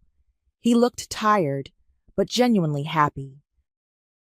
He leaned toward me, a polite smile on his face. "Reese, thanks for coming and for helping with the website. It looks fantastic." My smile was thin, almost imperceptible. "My pleasure, Beckett," I said, my voice soft. I reached into my black clutch. My fingers closed around the thick white envelope. I pulled it out, the stark white a stark contrast to my black dress. "For you," I said, sliding the envelope across the polished wooden table towards him. It landed with a soft, decisive thud. "A wedding gift." Beckett picked up the envelope. He looked at the elegant script, then at me, a flicker of confusion in his eyes. He probably expected a gift card, or perhaps a small framed photo. He certainly didn't expect what was inside. He tore open the seal carefully, pulling out the thick stack of pages. He read the first page, then the second. His brow furrowed. I watched his face, a mask of polite curiosity slowly giving way to disbelief, then dawning horror. His eyes scanned the detailed GPS logs, the dates, the addresses. His hands, which had been resting calmly on the table, began to tremble, just slightly at first. Francesca, who had been laughing loudly at the head table, suddenly went quiet. Her gaze, usually fixed on herself or the nearest camera, darted to Beckett. She saw his expression, the way his shoulders had stiffened, the paper shaking in his hands. Her smile faltered. "Beckett?" "What is it?" she called out, her voice a little too loud in the suddenly quieter room. "What's wrong?" He didn't answer. He just stood up slowly, deliberately. The pages in his hand rustled. He didn't look at Francesca. He didn't look at Lauren, who was now staring at him, her face a mixture of confusion and irritation. He didn't look at anyone. He simply turned and walked out of the dining hall. His departure was quiet, but it was like a physical blow, sucking the air out of the room. Panic, swift and sharp, bloomed on Francesca's face. The curate perfection of her evening shattered. "Beckett, where are you going?" she shrieked, pushing back her chair. It scraped loudly against the floor, a jarring sound in the sudden silence. The murmurs started then, a ripple of whispers spreading through the room. Heads turned. Guests exchanged confused glances. Lauren's face was a study in controlled fury, her eyes darting between Francesca's escalating panic and the empty doorway where Beckett had vanished. Francesca rushed towards my table, her eyes blazing, fixed on me. "What did you give him, Reese? What was in that envelope?"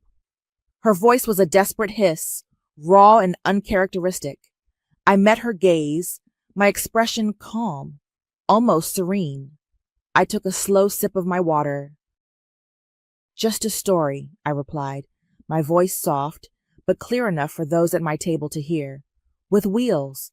She lunged for the envelope, which Beckett had left on the table. My aunt, startled, pulled back her arm.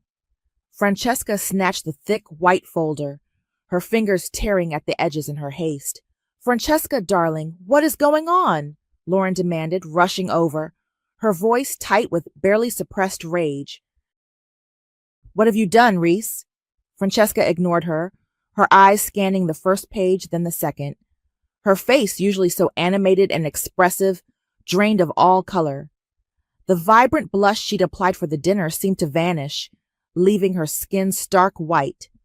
Her lips parted, but no sound came out. She tried to push past Lauren, to chase after Beckett, but Sadie, who had been sitting quietly at a nearby table, suddenly appeared. She casually stepped in front of Francesca, blocking her path. It looked almost accidental, a clumsy movement in the crowded space. "Whoa, easy there, bride-to-be," Sadie said, her voice light, almost playful, but her eyes were fixed on Francesca's face. As she subtly held Francesca back, she leaned in, her voice dropping to a whisper that only Francesca and I could hear. "Check page 15, Francesca. It's a real page-turner." Francesca froze, her eyes wide with terror. She looked down at the folder in her hands, her fingers fumbling through the pages until she found page 15. It was the screenshot of her accidental text to Sadie.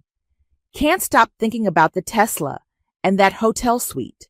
Next time, let's skip the dinner and go straight for the dessert." Her eyes darted back up, meeting mine. The silence in the dining hall was absolute now, the murmurs having died down, replaced by an unbearable tension. Every eye was on Francesca, on me, on the white envelope clutched in her trembling hands. Her face crumpled. A guttural sound tore from her throat, a raw, primal scream that echoed through the suddenly silent room. It was a sound of pure, unadulterated devastation, the sound of her perfectly constructed world imploding around her. The scream reverberated through the dining hall, a raw, ugly sound that tore through the polite facade of the rehearsal dinner. Francesca dropped the envelope, the pages scattering across the polished floor like fallen leaves. She stood there, trembling, her face a mask of horror and disbelief, tears streaming down her cheeks, smearing her carefully applied makeup. Lauren rushed to her side, her own face pale with shock. "Francesca, what is it? What did she do?" she demanded, glaring at me. But Francesca couldn't speak. She just pointed a shaking finger at me, then at the scattered pages. The entire room was a tableau of stunned silence, broken only by Francesca's ragged sobs. No one needed an explanation. The sheer, visceral reaction of the bride-to-be, the sudden departure of the groom, and my calm, almost serene presence in the eye of the storm told them everything they needed to know. I didn't say another word. I didn't need to. My work was done. Sadie gave me a quick, almost imperceptible nod, a silent acknowledgement of a mission accomplished. I simply stood up, walked past the frozen faces, and exited the dining hall, leaving the chaos in my wake. The cool night air outside felt like a cleansing breath after the suffocating tension inside. The fallout was swift and brutal. By the next morning, the wedding was officially called off. Francesca's meticulously curated Instagram stories, the ones documenting every detail of her perfect wedding journey, vanished. Posts were deleted. Her entire online presence, the carefully constructed influencer perfect life, began to crack and crumble in real time. The whispers turned into a roar, amplified by the speed of social media. The story, fueled by the shock of a public implosion, spread like wildfire. Lauren called me later that day, her voice shaking with a fury I hadn't heard directed at me in years. "How could you, Reese? How could you be so cruel? You've ruined everything. Her life, her reputation, this family's name." "Cruel?" I repeated, my voice flat. "You handed her my life, Mom. You gave her my car, my independence, because you didn't think I deserved one. You enabled her to take everything she wanted, including my ex-fling, and you expected me to just sit quietly and be the resilient one." "She's your sister. She's fragile. She needed this," Lauren shrieked. "No," I countered, my voice rising for the first time. "She wanted this. And you let her have it, at my expense. You didn't think I'd fight back, did you? You thought I'd just take it, like always." There was a pause, a moment of stunned silence on her end. "You're just like your father," she finally spat, the ultimate insult in her book. "Always so cold, so calculating." "Maybe," I said, a faint smile touching my lips. "Maybe I am, but at least I'm honest about it." I hung up before she could respond. There was nothing left to say. A few days later, on a gray Friday morning, there was a quiet hum outside my house. I looked out the window. My deep blue Tesla, freshly washed, was parked back in my driveway, exactly where it belonged.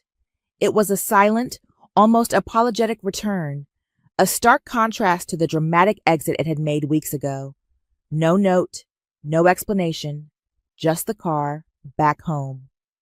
Later that afternoon, Francesca showed up at my door. I saw her through the peephole, her face blotchy, her hair disheveled, a far cry from the glamorous influencer. She knocked, then pounded. "Reese, open the door. We need to talk. Please."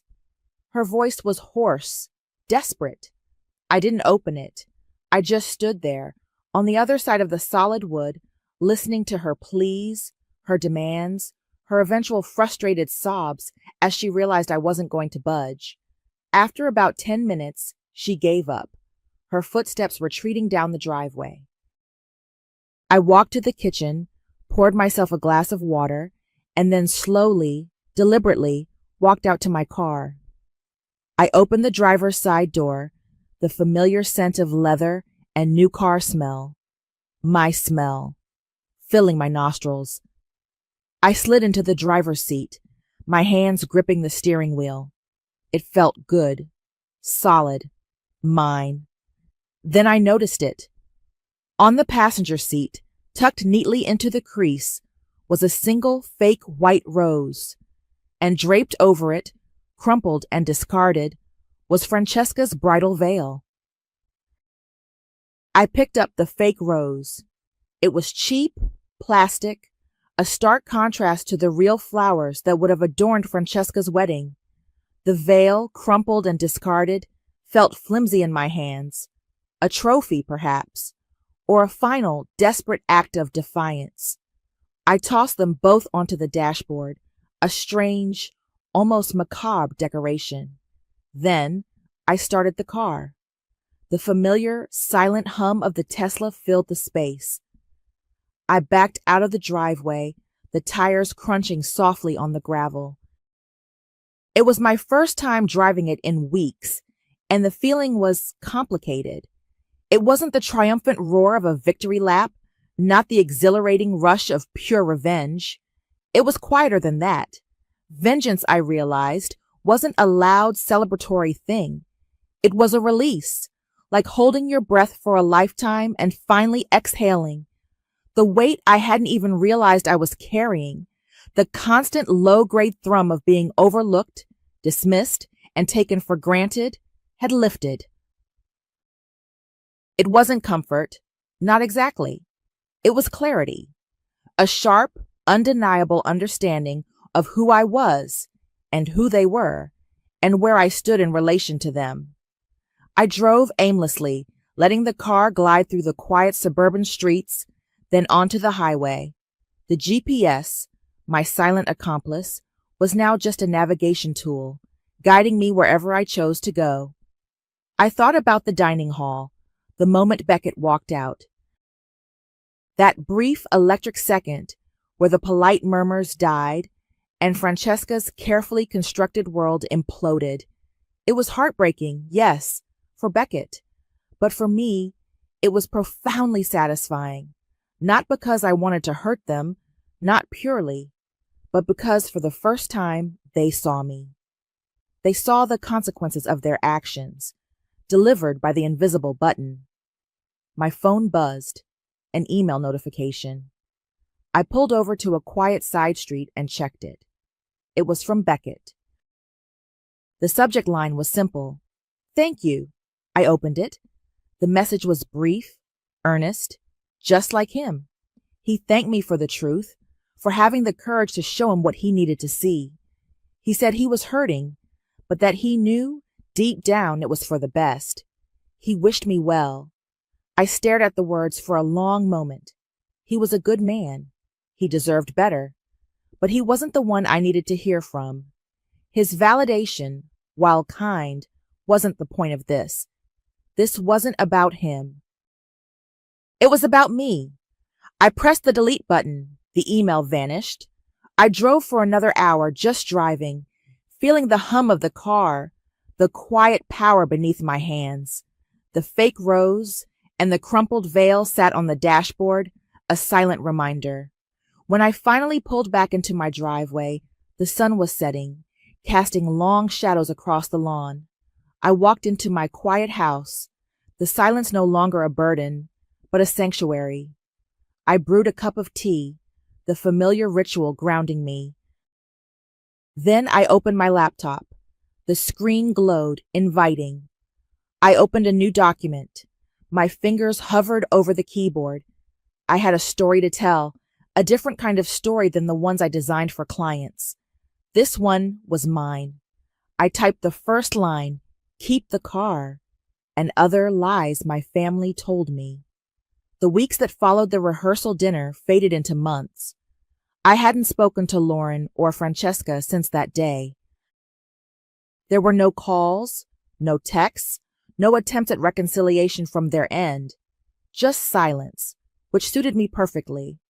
It was a different kind of silence than before, though, not the silence of being overlooked, but the silence of a boundary firmly, irrevocably drawn. One warm afternoon, roughly 6 months after the wedding implosion, Sadie and I sat on my porch. The air was soft, carrying the scent of blooming jasmine. New plants, vibrant and green, thrived in pots around us, a small, tangible representation of growth. My Tesla, clean and gleaming, was parked peacefully under the old oak tree in my driveway, a quiet sentinel. The fake rose and discarded veil were long gone from the dashboard. I'd tossed them a few days after the car's return, no longer needing them as reminders. The clarity was enough. Heard anything from the Thomas Family Drama Club? Sadie asked, sipping her iced tea. I shook my head. Nothing direct. I've cut them off completely. No calls, no emails, nothing. It's surprisingly peaceful. Good for you, she said, a genuine smile on her face. You deserve that peace. We both knew the rumors, of course. They filtered through the small town grapevine, snippets from mutual acquaintances who couldn't resist sharing.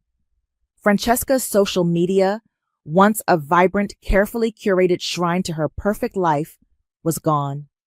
Deleted. The influencer persona, shattered.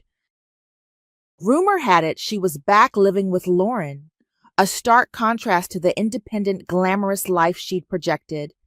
She was reportedly working at a high-end boutique in the city now, a job that didn't require a public persona. No one, not a single person, spoke of the wedding.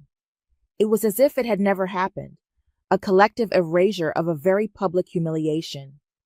My own life, meanwhile, was expanding. The memoir, Keep the Car and Other Lies My Family Told Me, was coming along slowly but surely. It was a cathartic process, translating the raw emotion of a lifetime into carefully chosen words. My freelance business had also taken an unexpected turn. A referral from a former client had led to a major project with a European tech company. The time difference was a challenge, but the work was stimulating, the pay excellent, and the clients genuinely valued my expertise. I was consulting for them full-time, remotely of course. My income had more than doubled. I'd started pampering myself in small, deliberate ways. A weekly massage, a subscription to a gourmet coffee service, new art for my walls. Things I'd always put off, always told myself I didn't need. It wasn't about extravagance. It was about acknowledging my own worth, something I'd neglected for too long. I was building a life that was entirely mine, on my terms, without seeking anyone else's approval or validation. You know, Sadie said, breaking the comfortable silence, it's funny how things work out. They tried to make you small, and you just grew bigger. I smiled, a genuine, unburdened smile that reached my eyes.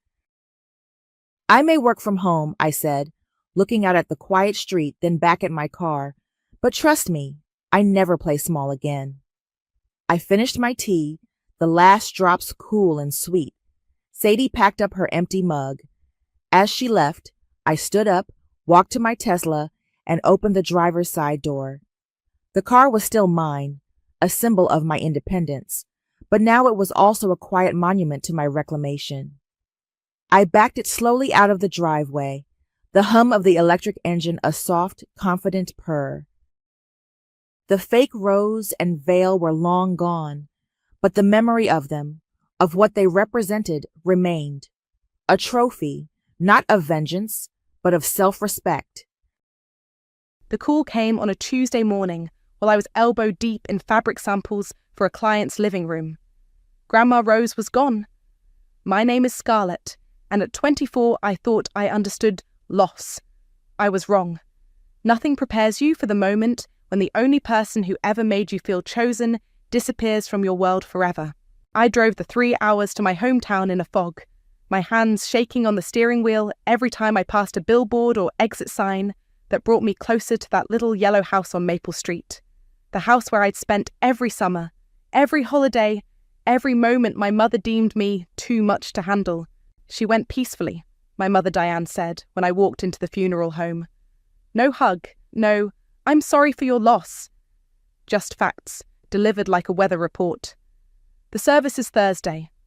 My brother Chandler stood beside her, scrolling through his phone.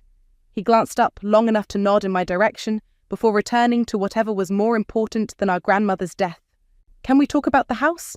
I asked after the service, after the casseroles had been delivered and the last mourner had left. We were standing in Grandma Rose's kitchen, surrounded by her ceramic roosters and the smell of her lavender dish soap. Diane was already packing dishes into boxes. What about it? I'd like to keep it. The words tumbled out faster than I'd planned. I know it needs work, but I have some savings, and I could— Scarlett? Diane's voice carried that tone I knew too well, the one that meant I was being unreasonable. This house is worth money, real money. We need to be practical. I am being practical. I'm offering to buy it from the estate. Chandler looked up from his phone. With what? Your waitressing tips? Heat flooded my cheeks. I have a degree in interior design. I'm starting my own business. Starting? Diane emphasized. Chandler has a family to think about. 2 kids, a mortgage, real responsibilities. I stared at the woman who gave birth to me, searching for any trace of the warmth Grandma Rose had always shown me. This house is the only place I've ever felt like I belonged. You'll find somewhere else to belong, Diane said, not even looking at me as she wrapped Grandma's favourite coffee mug in newspaper. You're young. You're adaptable. 3 weeks later, I was scrolling through Facebook during my lunch break when I saw it. Piper, my old neighbour, had tagged me in a post.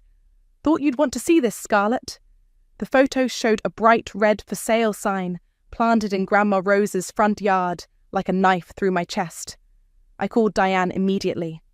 Oh, that, she said, when I demanded an explanation. Russell handled everything. You know, Chandler's friend from high school? He's in real estate now. Got us a great price. You didn't even tell me. I didn't want to upset you unnecessarily. How much? My voice was barely a whisper. 150,000. Can you believe it? For that little old house? I could believe it. I'd researched comparable properties in the area. I'd run the numbers a dozen times, dreaming of the renovations I could do, the memories I could preserve. Where's the money going? To Chandler, of course. He needs it for the kids' college funds, and he's been wanting to get a boat for family trips. A boat. My grandmother's house, the place where she taught me to bake, where she let me paint my bedroom walls purple, where she told me I was special and smart and worthy of love, was being turned into a boat. What about me? I asked. Diane sighed like I was a child asking for candy at the grocery store. Scarlett, you're single. You don't have a family to provide for? You wouldn't understand the pressure Chandler is under. The line went quiet except for the sound of my heart breaking.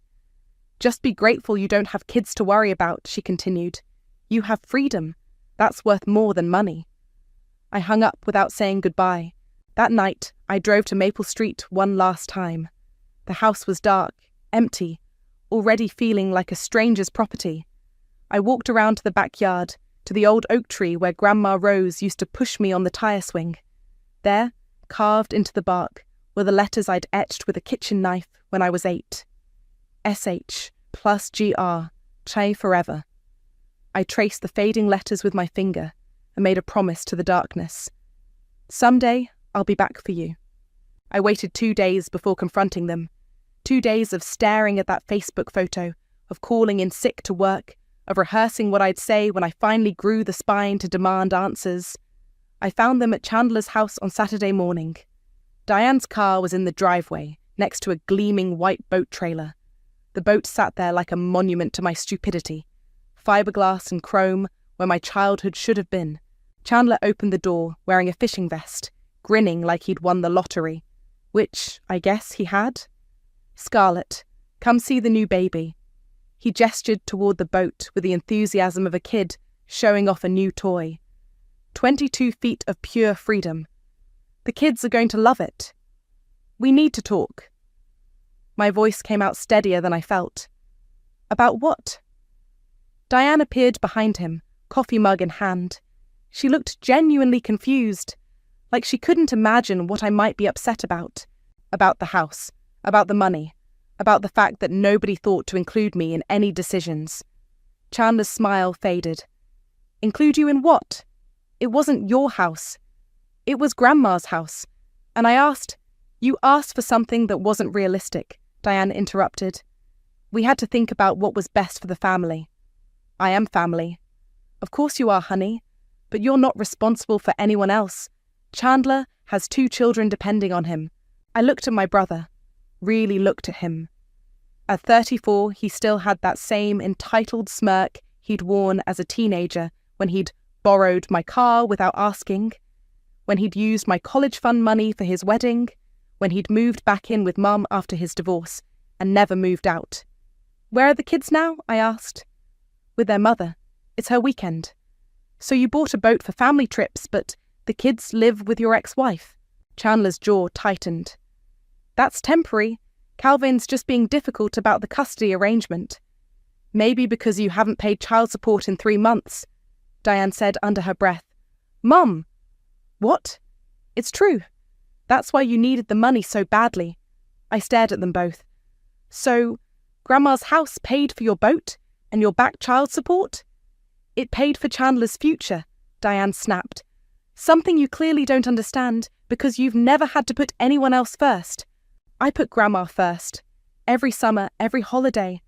When you were too busy with Chandler's baseball games to visit her, I was there. That was your choice? It was the only choice I had if I wanted to spend time with family who actually wanted me around. The words hung in the air like smoke. Diane's face went white, then red. How dare you? I have always supported you. When? When you forgot my graduation. When you didn't come to my college orientation because Chandler had a hangover and needed you to drive him to work. When you gave away the one thing I asked for without even telling me. You're being dramatic, Chandler said. It's just a house.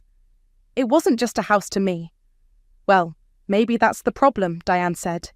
You put too much meaning into things. People, places. You always have. I felt something crack inside my chest. Not break, crack. Like ice before it shatters completely. You're right, I said quietly. I do put too much meaning into things. Like thinking my family might consider my feelings before making decisions that affect me. Scarlett, I'm moving. The words surprised even me. I hadn't planned to say them, but suddenly they felt like the only truth in the room. Moving where? Diane asked. Away from here. Away from this. I gestured between the 3 of us. I'm done pretending this works. You're overreacting, Chandler said. It's not like we can give you the money now. It's spent. I looked at the boat again, then back at my brother. I'm not asking for money. Then what do you want? I wanted to scream. I wanted to grab that coffee mug from my mother's hands and throw it against the wall. I wanted to key his precious boat and slash the tires on the trailer. Instead, I walked away. Scarlett, don't be like this, Diane called after me. You're family. We love you. I stopped at my car door and turned back. They were standing there, mother and son, looking annoyed rather than sorry, looking like I was the problem they needed to solve. No, I said. You love the idea of me, the convenient version who doesn't ask for anything and doesn't expect to be treated like she matters. I got in my car and drove away, leaving them standing in the driveway next to their shiny new boat. That night, I started researching cities where interior designers could make real money, places where nobody knew my name or my history, places where I could build something that belonged only to me. 7 years, 2 jobs, 1 plan. I moved to Austin with 3 suitcases and a burning need to prove everyone wrong. The first year was brutal, waiting tables at night, working as a design assistant during the day, sleeping on an air mattress in a studio apartment that smelled like the previous tenant's cat. You look like hell, Ariel said one morning as I stumbled into the design firm where we both worked. She was the only person who'd bothered to learn my name in the 6 months I'd been there. Thanks. Really what every girl wants to hear. I'm serious. When's the last time you took a day off? I couldn't remember. Days blurred together. Client meetings, fabric runs, restaurant shifts that ended at midnight, then up at 6 to do it all again. I'm fine. You're not fine. You're running on fumes and spite. She wasn't wrong. Spite had become my primary fuel source, along with gas station coffee and the occasional protein bar. Look, Ariel continued. I've been thinking about starting my own staging company. You interested? I stopped sorting fabric samples. Seriously? Dead serious. I've got some connections. You've got the eye. And we both have the hunger. What do you say? 3 months later, we were sitting in our first real office, a converted warehouse space that cost more than my childhood home's mortgage, but felt like freedom. Howard and Associates Design. Ariel read from the business cards that had just arrived. Has a nice ring to it. Associates makes it sound bigger than it is. Fake it till you make it, baby. Our first big break came 18 months later. Marcus Webb, the actor from that vampire TV show, needed his Hollywood Hills mansion staged for sale. The listing agent specifically asked for you, Ariel said, waving the contract. Apparently someone recommended your work. The house was a nightmare, all black leather and chrome, like a nightclub had exploded in a residential space. But underneath the terrible choices, I could see the bones of something beautiful. This is going to take everything we have, I told Ariel as we walked through the echoing rooms. Good thing we have everything to give. We worked 16-hour days for 3 weeks. I maxed out 2 credit cards on furniture rentals and accessories. The night before the photo shoot, we were still hanging artwork at 2 a.m. Think it'll work? Ariel asked, collapsing onto the stage sofa in the living room. I looked around at what we'd created. Warm, inviting spaces that felt like home instead of a bachelor pad fever dream. It has to. The house sold in 4 days for $2 million over asking. Holy shit, Ariel said, staring at the check the listing agent had just handed us. Holy actual shit. Language, I said, but I was grinning too. That success led to others.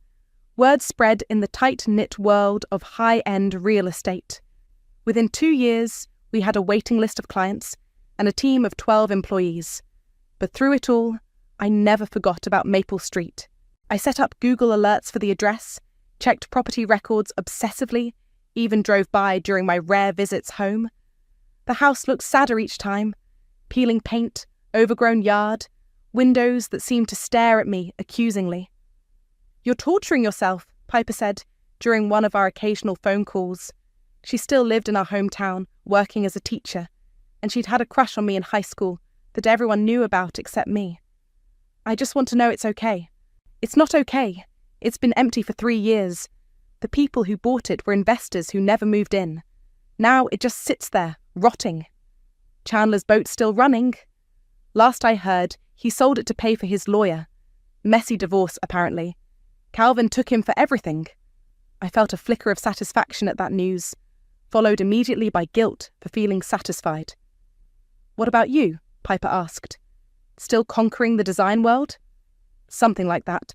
Ever think about coming home? This is home now. But even as I said it, I knew it wasn't entirely true.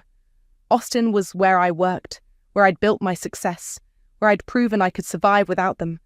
But home was still a yellow house with a tire swing and the ghost of a woman who'd loved me unconditionally. The alert came on a Thursday morning while I was reviewing proposals for a new project.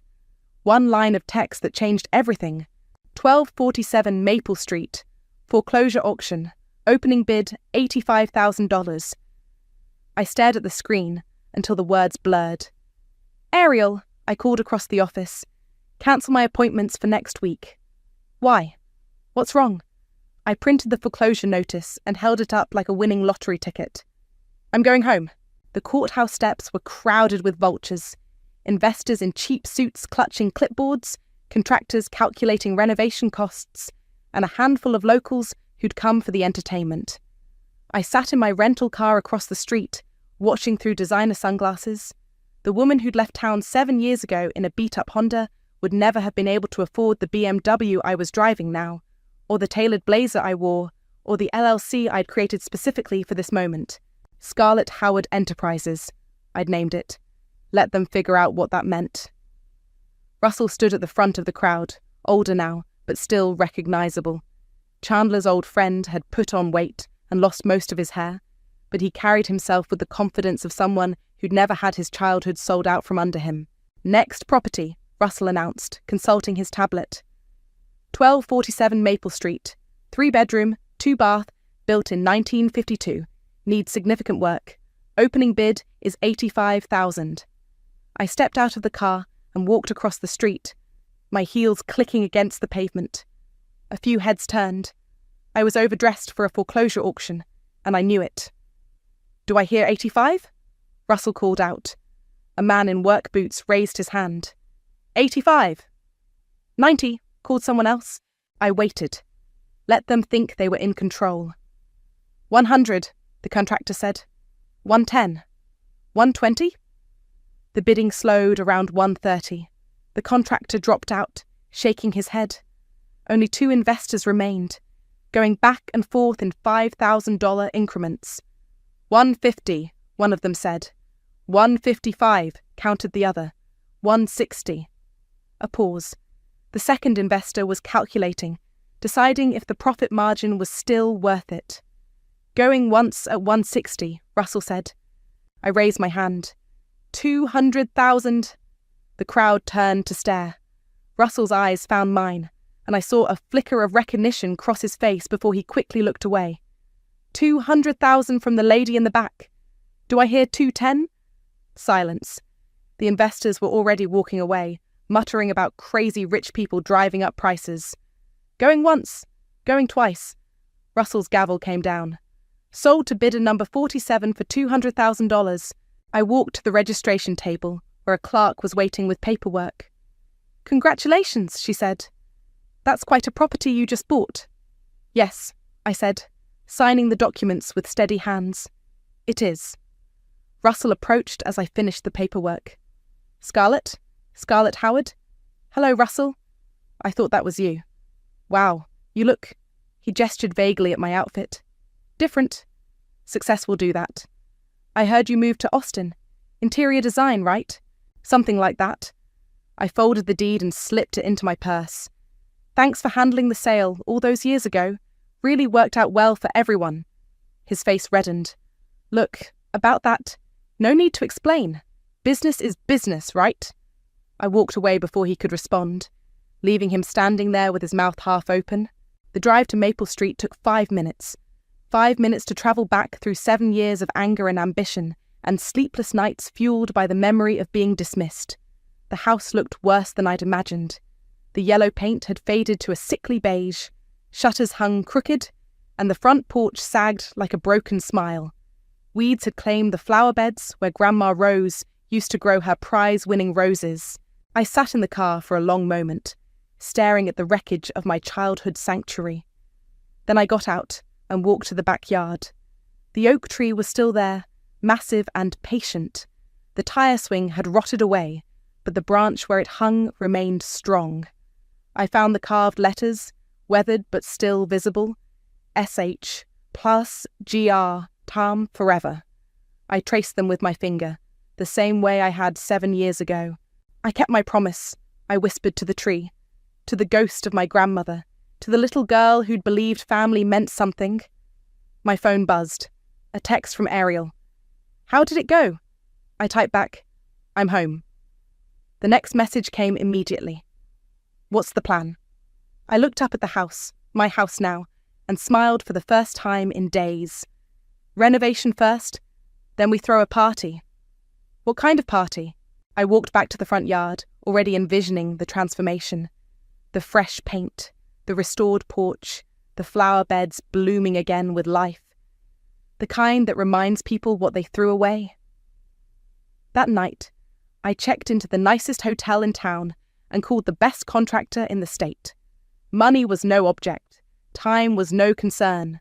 I had 7 years of success to spend and a lifetime of being overlooked to make up for.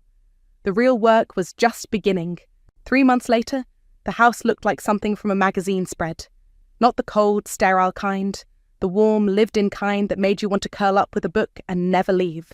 I stood in the kitchen, running my hand along the restored farmhouse sink where Grandma Rose used to wash dishes while humming old hymns. Every detail had been carefully chosen. The subway tile backsplash, the butcher block counters, the vintage light fixtures that cast the same golden glow I remembered from childhood.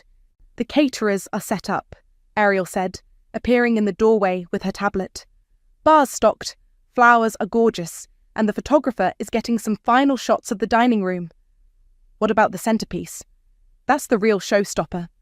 We walked to the dining room, where a massive cross-section of oak sat in the centre of the restored farmhouse table. The tree had been damaged in a storm 2 weeks ago. Half of it had to come down. But instead of hauling it away, I'd had it cut and polished into a stunning piece of natural art.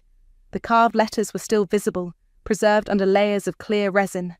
SH plus GR, Hun forever. But I'd added something new. Burned into the wood with perfect precision were the words, "For the chosen child." "Think they'll get the message?" Ariel asked. "They'll get it?" The invitations had gone out under my company letterhead. Howard and Associates Design cordially invites you to the grand reopening of a fully restored 1952 craftsman home. Light refreshments and tours provided. RSVP required. I'd sent them to half the town, including my mother and brother. The address was listed at the bottom in small print, easy to miss if you weren't paying attention. "Guests are starting to arrive," Ariel said, checking her phone. "You ready for this?" I smoothed my black dress, simple, elegant, expensive, and nodded. "Let's do this." The first hour was perfect. Neighbours I remembered from childhood wandered through the rooms, marvelling at the transformation. Mrs. Patterson from next door kept touching the restored crown moulding and shaking her head in amazement.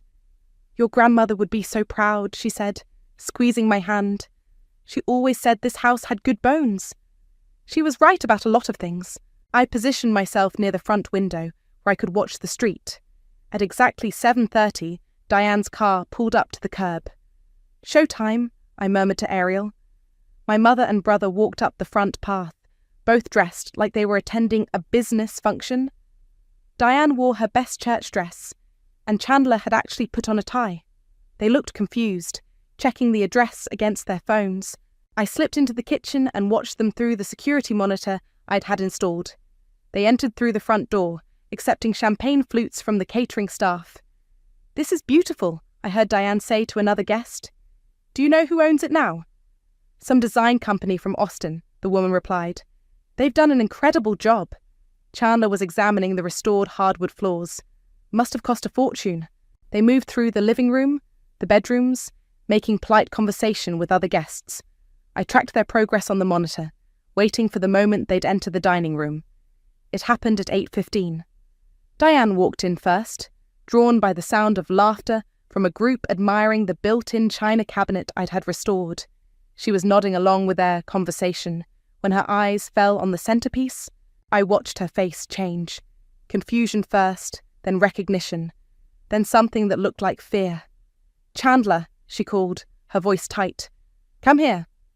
My brother ambled over, champagne flute in hand, still smiling at something someone had said. He followed Diane's gaze to the table. The smile died on his face. "This can't be," Diane whispered. Other guests were starting to notice their reaction. The room grew quieter. Chandler leaned closer to read the burned inscription.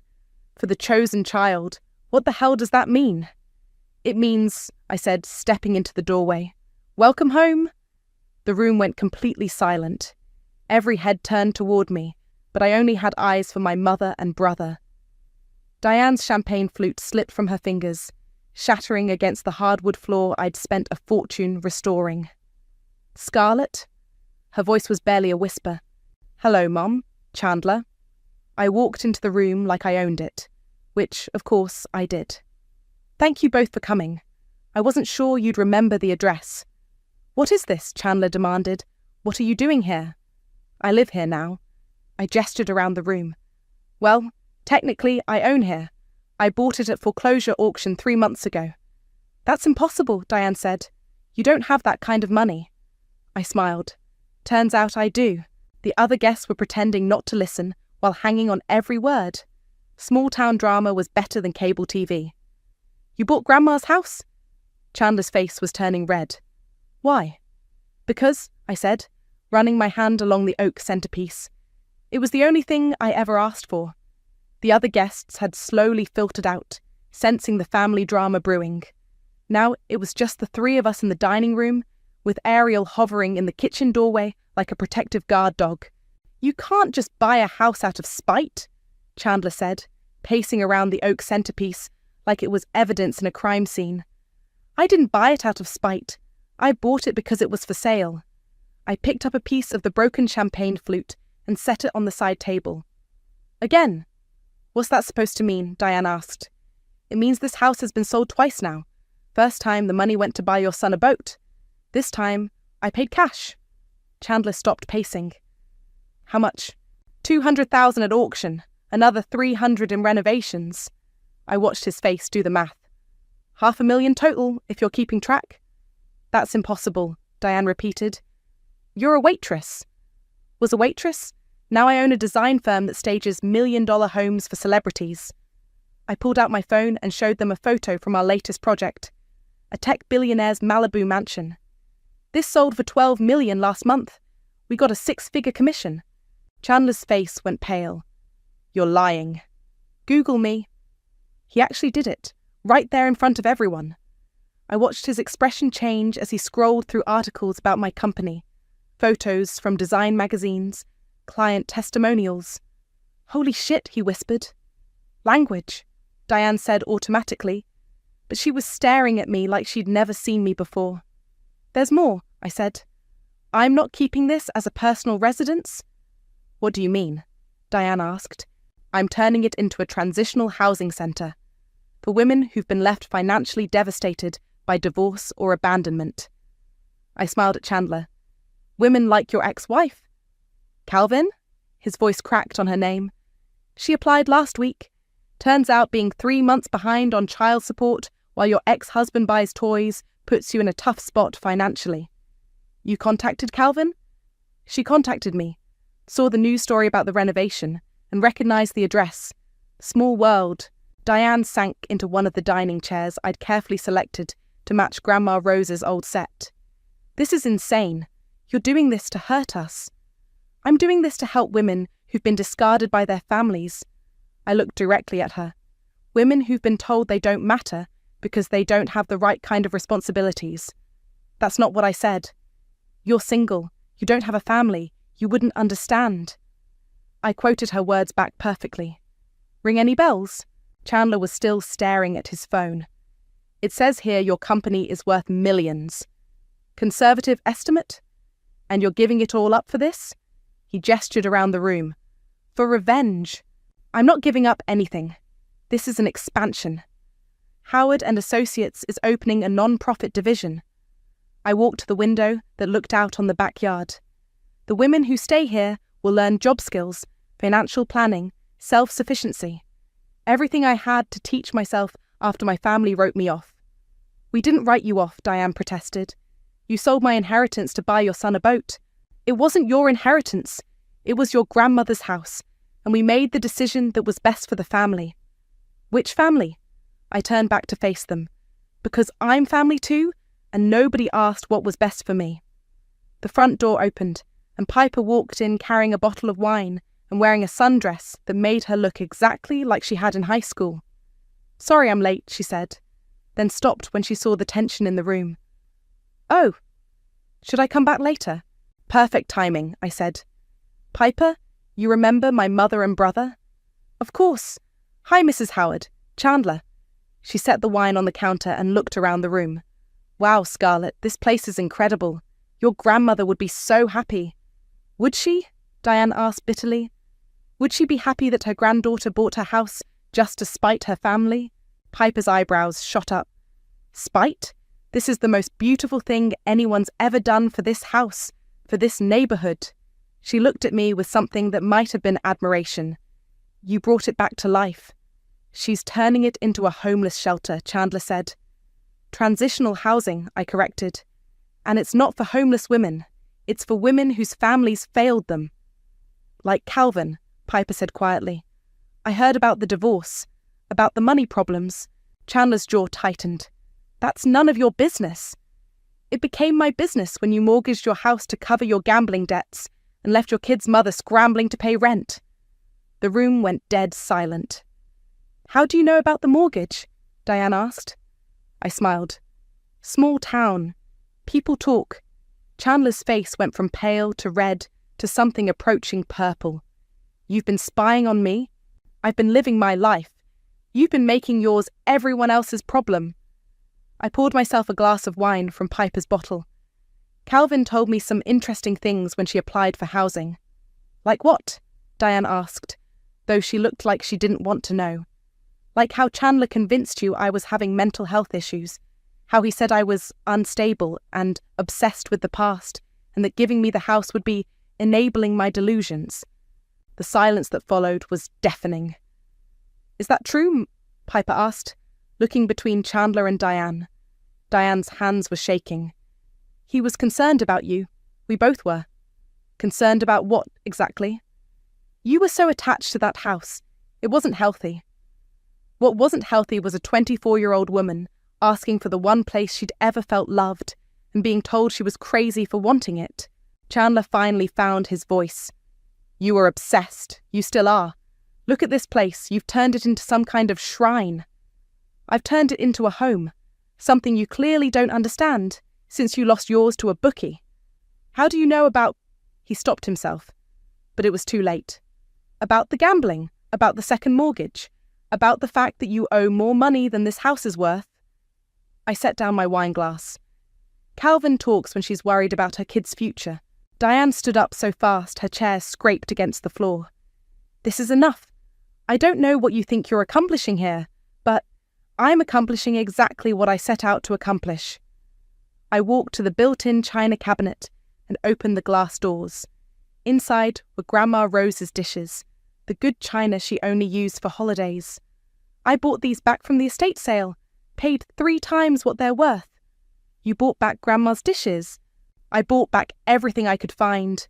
The rocking chair from her bedroom, the quilt she made for my 16th birthday, the photo albums you threw away because they were just taking up space. Diane's eyes filled with tears. I didn't throw them away. I donated them. To the thrift store downtown, where I found them marked at 50 cents each. I pulled out one of the photo albums and opened it to a picture of Grandma Rose and me baking cookies. 50 cents for my childhood memories. We didn't know you'd want them, Diane whispered. You didn't ask. Piper cleared her throat. Maybe I should go. Stay, I said. You're part of this story too. How? Because you're the only person from my childhood who ever made me feel like I mattered. Who called to check on me after I moved? Who told me the truth about what was happening here? Piper's cheeks flushed pink. Scarlett, I know you had feelings for me in high school. I was too young and too messed up to see it then, but I see it now. Chandler made a disgusted noise. Great. Now we're having a lesbian revelation in Grandma's dining room. Shut up. Diane snapped at him, then looked at me. Is that what this is about? You're gay and you're angry we didn't know? This isn't about my sexuality, Mom. This is about the fact that you chose him over me every single time, and I finally got tired of pretending it didn't hurt. I never chose him over you. The house says otherwise. The money says otherwise. The fact that you're here defending his gambling addiction instead of apologizing for selling my inheritance says otherwise. It wasn't your inheritance. Then what was it? What was I to her? What was I to you? The question hung in the air like smoke from a fire that had been burning for years. Diane's voice was barely a whisper when she finally answered. You were the strong one. You were the one who didn't need us. I was 8 years old when Dad left. I needed you then. You had your grandmother. Because you gave me to her every chance you got. Because she loved you better than I knew how to. The admission hit the room like a physical blow. Even Chandler looked shocked. Mom? He started. But Diane held up her hand. It's true. Rose knew how to love you. I only knew how to worry about you. And Chandler... She looked at her son with something that might have been disappointment. Chandler knew how to need me. So you chose the one who needed you over the one who loved you? I said. I chose wrong. Diane's tears were falling freely now. I chose wrong, and I don't know how to fix it. I looked at this woman who gave birth to me, who raised me, who failed me in ways I was still discovering. You can't fix it, I said quietly, but you can stop making it worse. The ribbon-cutting ceremony happened on a Tuesday morning in October. The local newspaper sent a photographer, and the mayor showed up with one of those oversized scissors that politicians love. Calvin stood beside me on the front porch, holding one end of the red ribbon. Her kids, my niece and nephew, who barely knew me, flanked her on either side, dressed in their school clothes and looking slightly confused about why this was important. "Ready?" I asked her. "Ready." The scissors cut through the ribbon, and a small crowd of neighbours and supporters applauded. The sign I'd commissioned was unveiled next to the front door. "Rose's Place. Transitional housing for women and families. Your grandmother would be proud," Mrs. Patterson said, dabbing at her eyes with a tissue. I hoped she was right. Diane hadn't come to the ceremony. Neither had Chandler. I'd invited them both, but the silence from their end had been answer enough. "The first residents move in next week," I told the reporter, who'd stayed behind for an interview. "We can house up to 6 families at a time, with an average stay of 18 months while they get back on their feet. And you're funding this entirely through your design business?" "The initial investment, yes, but we're also applying for grants and seeking community partnerships." I gestured toward Calvin, who was helping her kids explore the backyard. "Our first resident will also serve as our house manager. She has a background in social work." After the crowd dispersed, Piper and I sat on the front porch swing I'd had installed where Grandma Rose's old glider used to be. "How does it feel?" she asked. "Strange. Good. Expensive." I laughed. I just spent $500,000 on a house I could have had for free 7 years ago. "But you wouldn't have been ready for it 7 years ago." She was right. The girl who'd left this town had been broken, angry, desperate to prove herself. The woman who'd come back had the resources and emotional strength to actually make a difference. "Calvin told me something interesting yesterday," I said. "What's that?" "Chandler called her. He's in some kind of treatment program now, gambling addiction counselling." "That's good, right?" "Maybe. She also said he asked about the kids, about seeing them more. And she said she'd think about it, if he stays clean and gets his finances sorted out." Piper was quiet for a moment. "What about your mum?" I'd been wondering the same thing. Diane had called twice since the party, but I'd let both calls go to voicemail. Her messages were rambling, apologetic, full of words like misunderstanding and "if only you'd told me." "I don't know yet." "You don't have to decide today." "I know." A car pulled up to the curb, a beat-up Honda that looked a lot like the one I'd driven when I left town. A woman got out, followed by 2 young children. She looked nervous, clutching a folder of paperwork against her chest. "That's Maria," I said, recognizing our second applicant. "She's moving in Thursday." We watched her walk up the front path, her kids trailing behind her with wide eyes. "Ms. Howard," she called out. "I'm sorry to bother you, but I wanted to thank you again. This place, it's going to change everything for us." That's the idea. After Maria and her children left, Piper and I sat in comfortable silence as the sun set behind the oak tree in the backyard. "I should probably head home," she said eventually. "Or you could stay for dinner. I'm making Grandma Rose's pot roast recipe." Piper smiled. "I'd like that." As we walked inside, I caught my reflection in the front window. For a moment, I saw both versions of myself. The girl who'd carved her name in a tree, desperate to belong somewhere, and the woman who'd bought that tree back and turned it into something beautiful. My phone buzzed with a text from Ariel. "Saw the news coverage. You look happy." I typed back, "I am." And for the first time in 7 years, I meant it completely. The house was full of light and laughter again. Not the way it had been with Grandma Rose. That was a different kind of love, a different time. This was something new, something I'd built with my own hands and my own heart. In the kitchen, I pulled out Grandma's old recipe box and found the card for pot roast, written in her careful handwriting. At the bottom, she'd added a note I'd never noticed before. "Love isn't something you inherit. It's something you choose to give." I smiled and started gathering ingredients. Outside, the oak tree stood guard over the house, its branches strong enough to hold whatever came next. The email hit my inbox like a punch to the gut. Not the email itself, but the attachments, screenshots from some local community group Elizabeth, my mother, frequented. Maureen refused the family home. One post read, her words dripping with manufactured sorrow. She just walked away from it all. I'm Maureen, I'm 32, and I walked away from a lot of things 14 years ago, but the family home wasn't one of them. I was 18 when I packed a single suitcase and bought a one-way ticket across the country. My mother, Elizabeth, then 44, had made it clear for years that I was a burden, a disappointment, and that my presence was an inconvenience. Moving out wasn't a choice, it was a desperate escape. For years I'd kept her at arm's length. A polite, infrequent phone call, a forced smile at a distant cousin's wedding, but mostly silence.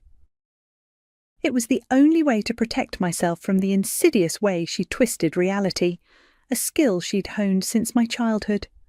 I remember one Christmas, I was maybe 10. I'd spent weeks making her a lopsided clay mug in art class. I was so proud. I presented it to her beaming. She took it, examined it, and then set it down with a sigh. "Oh, honey," she'd said, her voice dripping with pity, "you know I only drink from porcelain." But it's the thought that counts, I guess. Later that day, she told my aunt, loud enough for me to hear, "Maureen just doesn't understand what I like. She's always been a bit unobservant." My mug ended up in the back of a cupboard, forgotten. She never yelled, never screamed. She just made you feel like your existence was a fundamental misunderstanding of her needs. That was Elizabeth. The screenshots were from Olive, my cousin, who's 29 now. Olive was one of the few family members who still spoke to me, and even fewer who ever questioned Elizabeth's narrative. "Hey, saw this," Olive's message read. "Thought you should know, she's really laying it on thick." I stared at Elizabeth's words, a familiar knot tightening in my stomach. Refused the family home? The house I grew up in, the one my grandparents had owned before her, the one I'd always loved despite the emotional minefield it contained? The house she'd always promised would be ours someday? It was a lie, of course. Everything with Elizabeth was a lie, carefully constructed to make her the victim, the long-suffering matriarch. But this lie felt different. It felt bolder, more public. "What is she even talking about?" I typed back to Olive, my fingers flying across the keyboard. "I haven't talked to her about the house in years. She never offered it to me." Olive replied almost instantly. "I know, right? But she's telling everyone you were offered it multiple times and you just didn't want the responsibility. She's even saying she had to sell it because you abandoned her." My jaw tightened. Abandoned her? I built a life across the country, a life free from her suffocating manipulation. I had a good job, a quiet apartment, and a sense of peace I'd never known under her roof. This wasn't abandonment, it was self-preservation. But the house was different. It was the last tangible link to a childhood that, despite Elizabeth, still held some fragmented good memories. My grandparents' garden, the creaky stairs, the view of the old oak tree from my bedroom window. A cold dread settled over me. If she was claiming I refused it, did that mean she had actually sold it? And if so, why was she lying about the circumstances? I closed the messaging app and opened my browser. I knew the address by heart.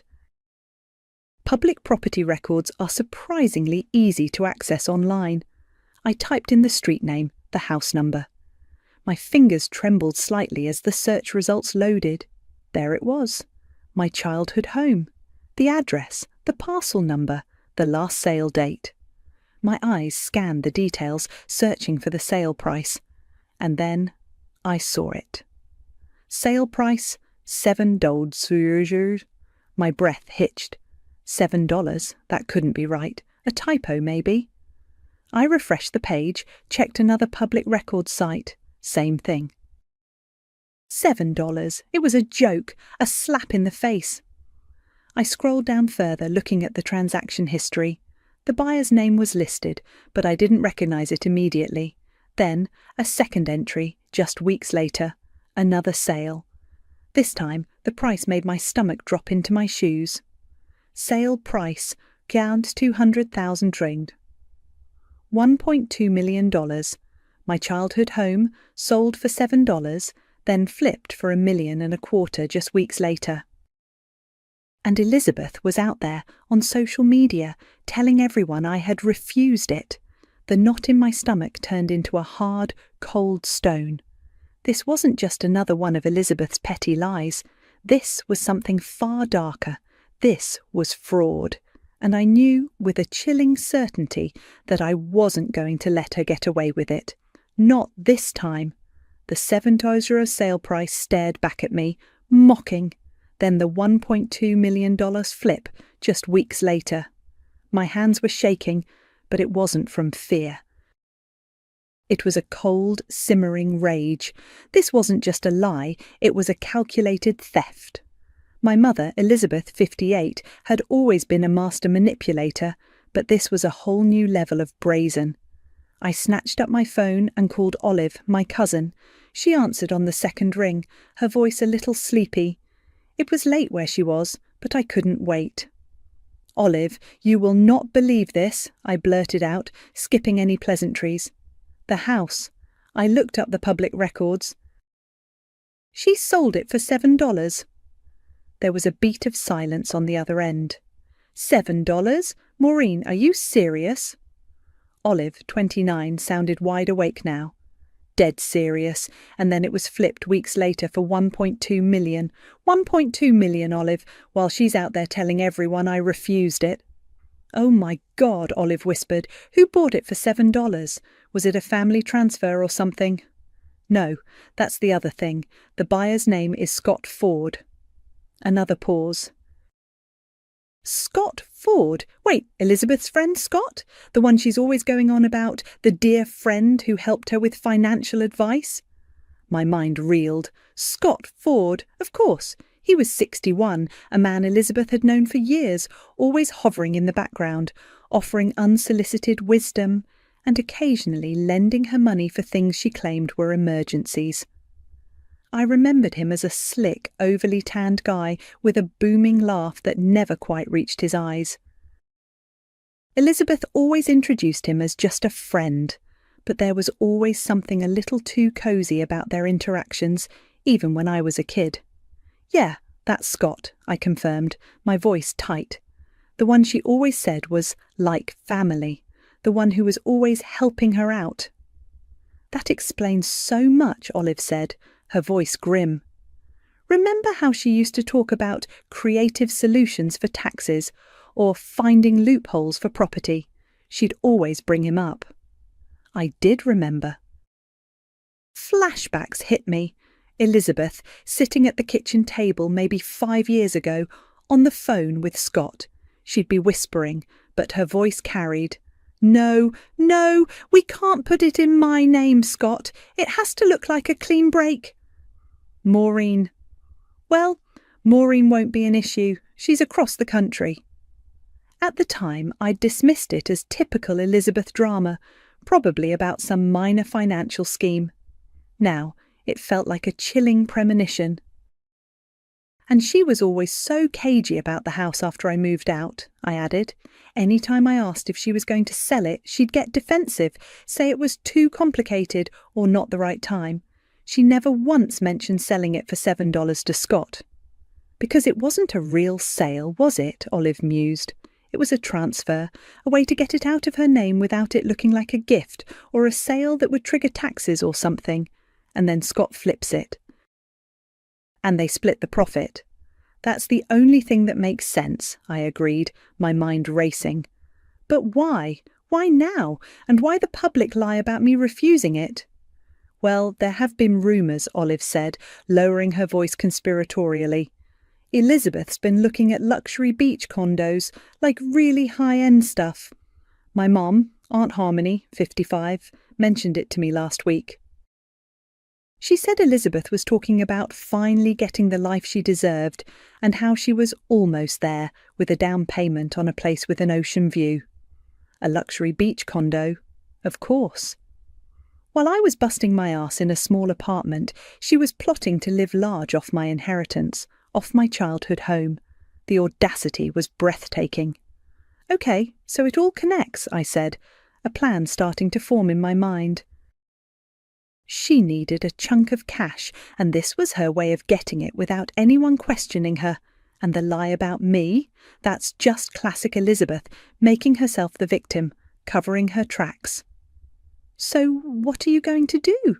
Olive asked, her voice full of a mixture of shock and concern. "I don't know yet," I admitted, though a fierce resolve was hardening inside me. "But I'm not letting this go. This isn't just about the money, Olive. This is about her trying to erase me, to rewrite history, to steal my past and profit from it, and then lie about it to the entire family." I hung up with Olive, my thoughts a whirlwind. I needed more proof. I started digging through old emails, old cloud backups, anything. I was methodical, searching for keywords: Scott, house, property, sale, money. Hours passed. My eyes were burning, but I kept going. And then I found it. Tucked away in an old phone backup, a text message from Elizabeth.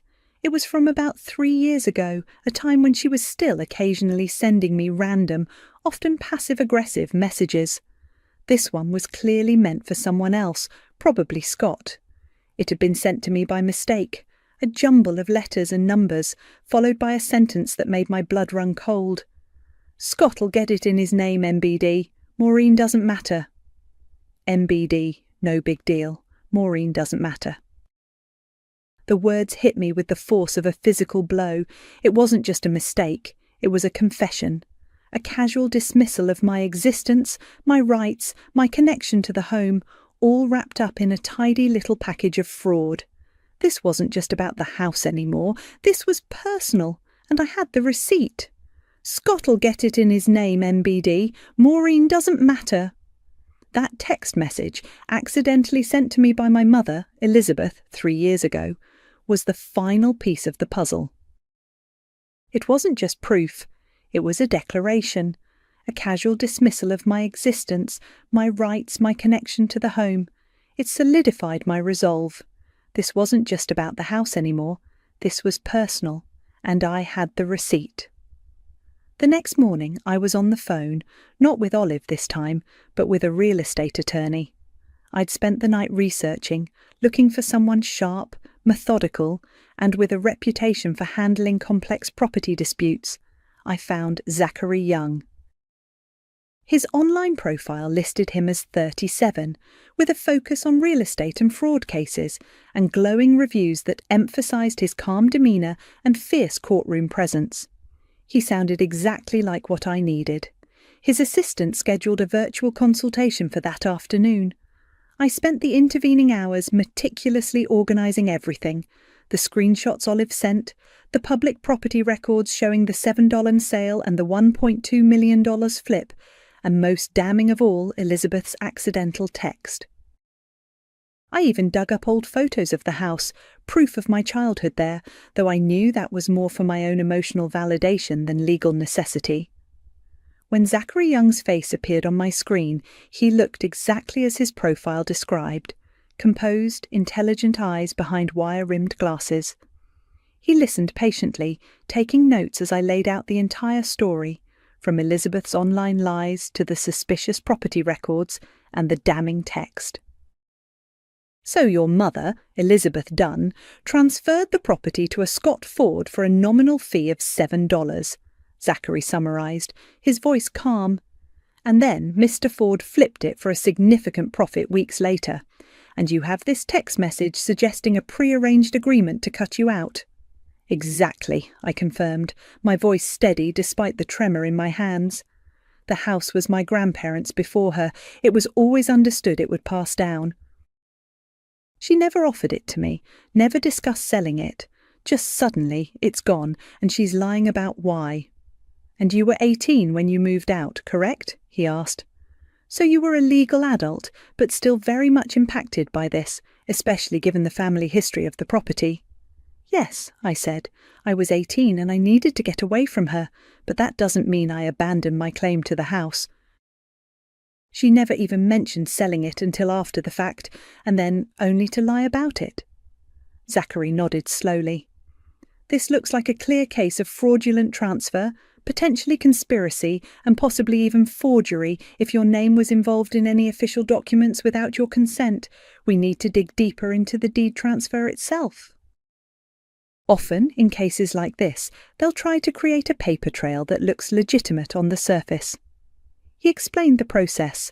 They would start by subpoenaing all the documents related to both transactions, the $7 sale and the $1.2 million flip. They'd look for any waivers, affidavits, or anything that might have required my signature or acknowledgement. If they forged your signature on a waiver of ownership, that's a felony, Zachary stated, his eyes sharp. That's where we hit them hardest. Over the next few days, Zachary and his team worked fast. They pulled every piece of paper related to the property, and then the call came.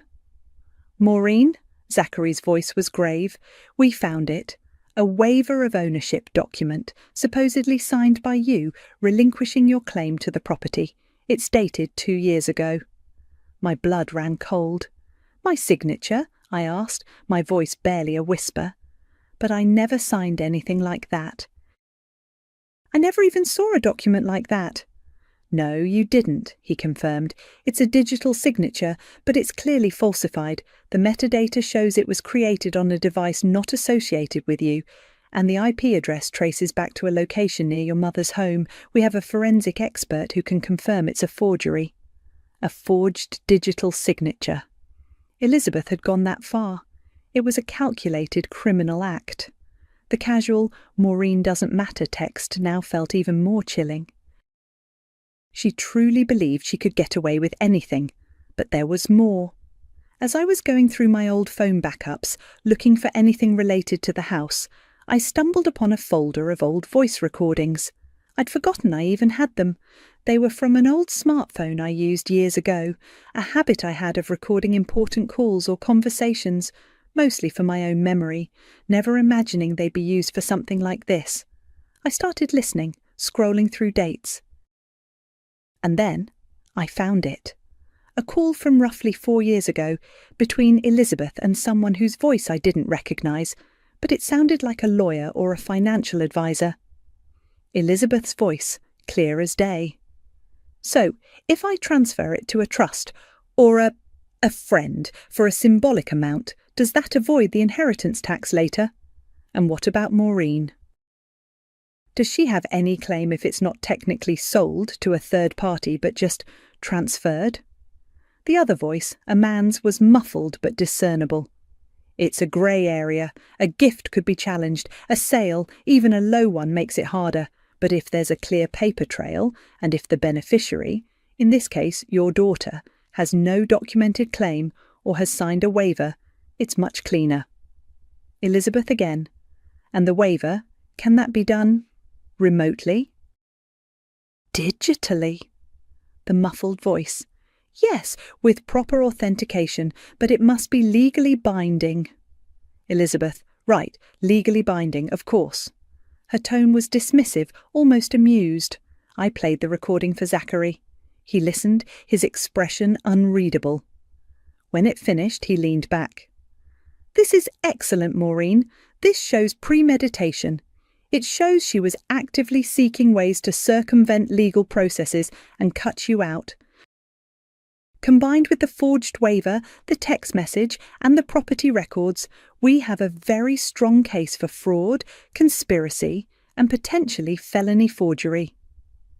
The anger that had been simmering inside me for days finally reached a boiling point.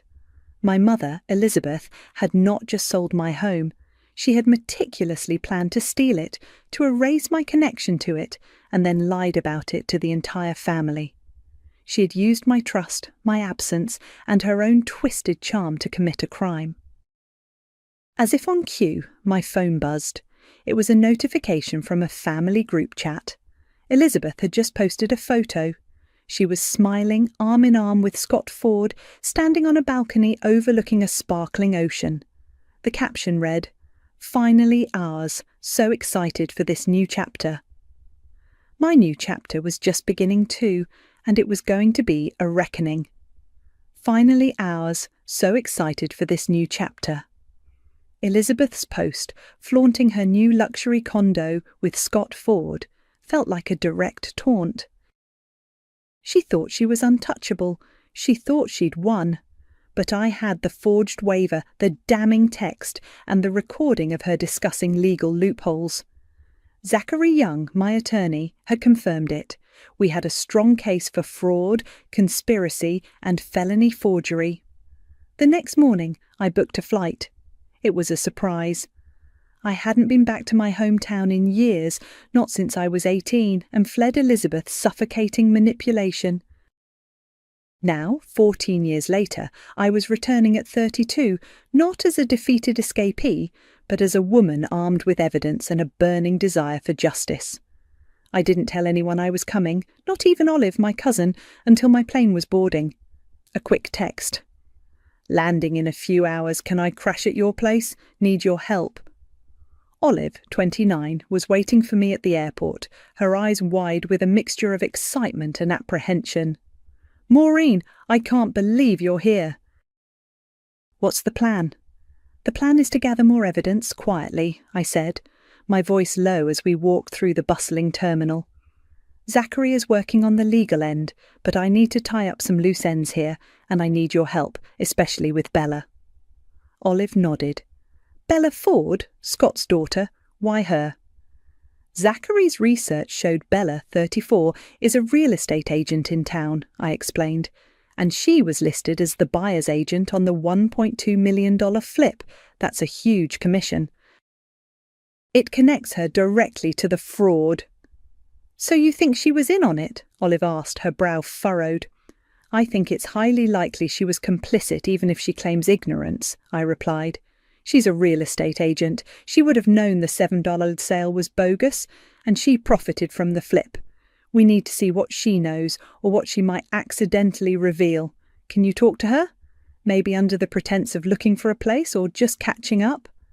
Olive bit her lip. "It's risky." Bella and Elizabeth are pretty close, actually. Elizabeth always loved how driven Bella was. "I know," I said, "but it's a risk we need to take.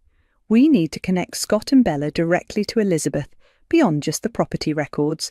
Any conversations, any hints they might have dropped." Olive agreed, albeit reluctantly. "Okay, I'll figure something out. Maybe I can ask her about investment properties or something." The next day, while Olive worked on her plan, I decided to take a calculated risk. I needed to know more about the $1.2 million sale. I looked up the real estate agency listed on the public records for the flip. It was a well-known local firm. I walked in, pretending to be a potential buyer, asking about recent sales in the area, specifically mentioning the old Dunn property. A woman with sharp, kind eyes, about 45, introduced herself as Yael Burns. She was the agent who had handled the sale of my childhood home after Scott Ford had bought it for $7. I feigned casual interest, asking about the market, the speed of sales, trying to get a feel for how much she knew. She was professional, giving me general information, but nothing specific about that particular transaction. I didn't push it. I simply left my name and number, saying I was just looking for now. I didn't expect anything to come of it. But later that afternoon my phone rang. It was an unknown number. I answered cautiously. "Maureen Dunn?" a woman's voice asked. It was Yael Burns. My heart hammered against my ribs. "Yes, this is Maureen." "This is Yael Burns, from real estate agency name," she said, her voice lower now, more serious. "I think we need to talk, privately." I agreed, my mind racing. We arranged to meet at a quiet coffee shop on the outskirts of town. I arrived first, my nerves frayed. Yael walked in a few minutes later, carrying a large, nondescript envelope. "Look," she began, sliding the envelope across the table. "I saw your name on the property records from years ago, and then I saw the online drama with your mother, Elizabeth, and I put two and two together. What happened with that house? It didn't sit right with me." I opened the envelope. Inside were copies of documents, the original listing agreement for the $1.2 million sale, the purchase agreement, and most importantly, bank wire transfer confirmations. Scott Ford bought that house from your mother for $7, Yoel explained, her voice hushed. That's a red flag right there. Then just weeks later he listed it with us. The sale went through incredibly fast, too fast honestly, but my job is to sell, so I did. She pointed to the wire transfer documents. Here's what really bothered me. I keep meticulous records. Scott Ford received 2 large wire payments totaling $1.15 million into an account that wasn't the closing account for the house sale. And these payments, they were dated before the deed transfer from your mother to him even took place. My eyes widened. Before? Yes, Yael confirmed, her gaze steady. The first payment for $600,000 hit his account 3 days before the $7 deed transfer. The second for $550,000 hit the day before. It was like he was already paid for the flip before he even bought the house from your mother. It looked like a prearranged deal, a payout, not a legitimate sale. My mind reeled. This was it. Irrefutable proof of a conspiracy. Elizabeth had been paid her share of the $1.2 million. Before the house was even legally transferred from her name to Scott's. It wasn't just a fraudulent transfer, it was a premeditated scheme, a money laundering operation disguised as a property sale. Why are you telling me this? I asked, my voice barely a whisper. Yoel sighed, looking tired. Because it's wrong. I've been in this business a long time. I've seen shady deals, but this felt like a direct theft. And seeing your mother's posts online, blaming you, when I knew the real story, I couldn't just sit on it. I have a conscience. She slid a business card across the table. My contact information. I'll testify if you need me to. I have all the original documents too. I looked at the documents, then at Yael. A whistleblower, an unexpected ally. This was more than I could have hoped for. The pieces were falling into place, forming a picture of undeniable brazen fraud. Elizabeth and Scott hadn't just stolen the house. They had orchestrated a complex scheme, and now I had the evidence to prove it. The coffee shop meeting with Yael Burns, the real estate agent, had been a game-changer. Her revelation about the $1.15 million wired to Scott Ford before the $7 deed transfer was the smoking gun. It proved premeditation, a clear conspiracy between Elizabeth and Scott. I had the forged waiver, the damning text, the call recording, and now a whistleblower with irrefutable financial records. Zachary Young, my attorney, would be thrilled. I spent the next few days working closely with Zachary, sending him everything Yael had given me. He confirmed what I already knew. This was solid. He started preparing the initial filings, but I knew the legal process would take time. I wanted to confront Elizabeth sooner. I wanted to expose her lies to the family that had always believed her, the family she was still actively manipulating with her Maureen abandoned me narrative. The perfect opportunity arose, my Aunt Harmony's 55th birthday party. Harmony, Elizabeth's sister, was passive but loyal to family, and her birthday was always a big, well-attended affair. Elizabeth, 58, would be there, basking in the attention, no doubt spinning more tales of her struggles and her new chapter in the luxury condo. Olive, 29, was nervous. "Are you sure about this, Maureen? It's going to be a scene." "That's the point," I said, my voice calm but firm. "She's made a scene for years, just not one where she's the villain. It's time for the truth." I arrived at the party with Olive, carrying a large tote bag. The backyard was filled with familiar faces, most of whom I hadn't seen in years. There was Aunt Harmony, beaming, surrounded by well-wishers. And there, holding court by the patio, was Elizabeth, looking perfectly coiffed, laughing a little too loudly at something Scott Ford, 61, was saying. Bella Ford, 34, Scott's daughter, was nearby, chatting with some of my younger cousins. A wave of nausea hit me, quickly replaced by a surge of cold determination. This was it. I walked straight towards Elizabeth, Olive trailing a nervous step behind me. As I got closer, Elizabeth's eyes met mine. Her smile faltered, replaced by a flicker of shock, then quickly a practiced look of concern. "Maureen, what a surprise!" she exclaimed, her voice pitched to Carrie. "I had no idea you were coming. Are you here for Harmony's birthday?" I stopped a few feet from her, close enough for my voice to be heard by those around us, but not so loud as to cause an immediate commotion. My eyes locked with hers. "How much does betrayal cost these days, Mother?" I asked, my voice low and steady, cutting through the party chatter like a knife. Elizabeth's face went rigid. Scott, standing next to her, shifted uncomfortably. A few nearby conversations died down. "Maureen, what are you talking about?"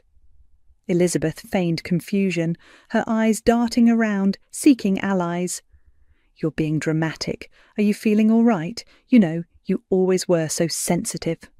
"Sensitive?" I scoffed, a bitter laugh escaping my lips. "Is that what you call it when someone discovers you sold their childhood home for $7, then flipped it for $1.2 million, all while telling everyone I refused it?" A gasp rippled through the small crowd that had gathered. Aunt Harmony looked aghast.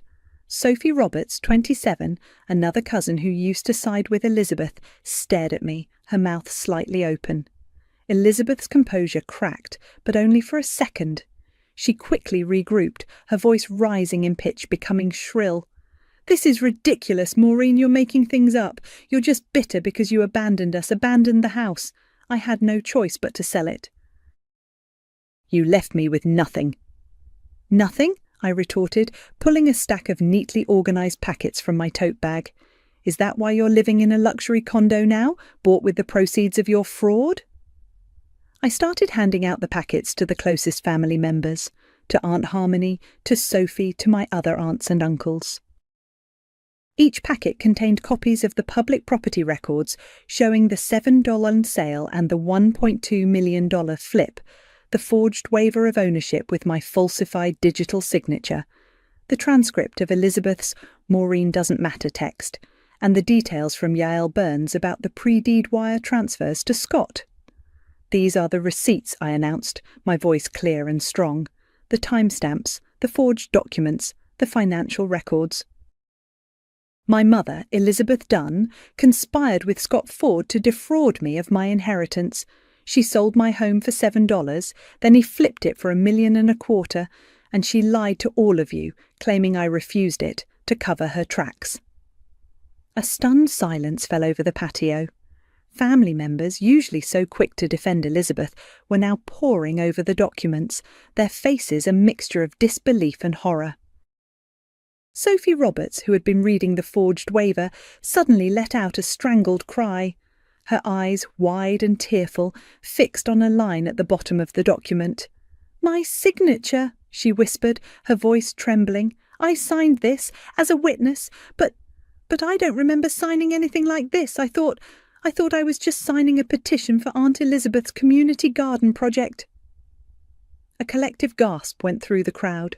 Sophie, unknowingly, had been complicit.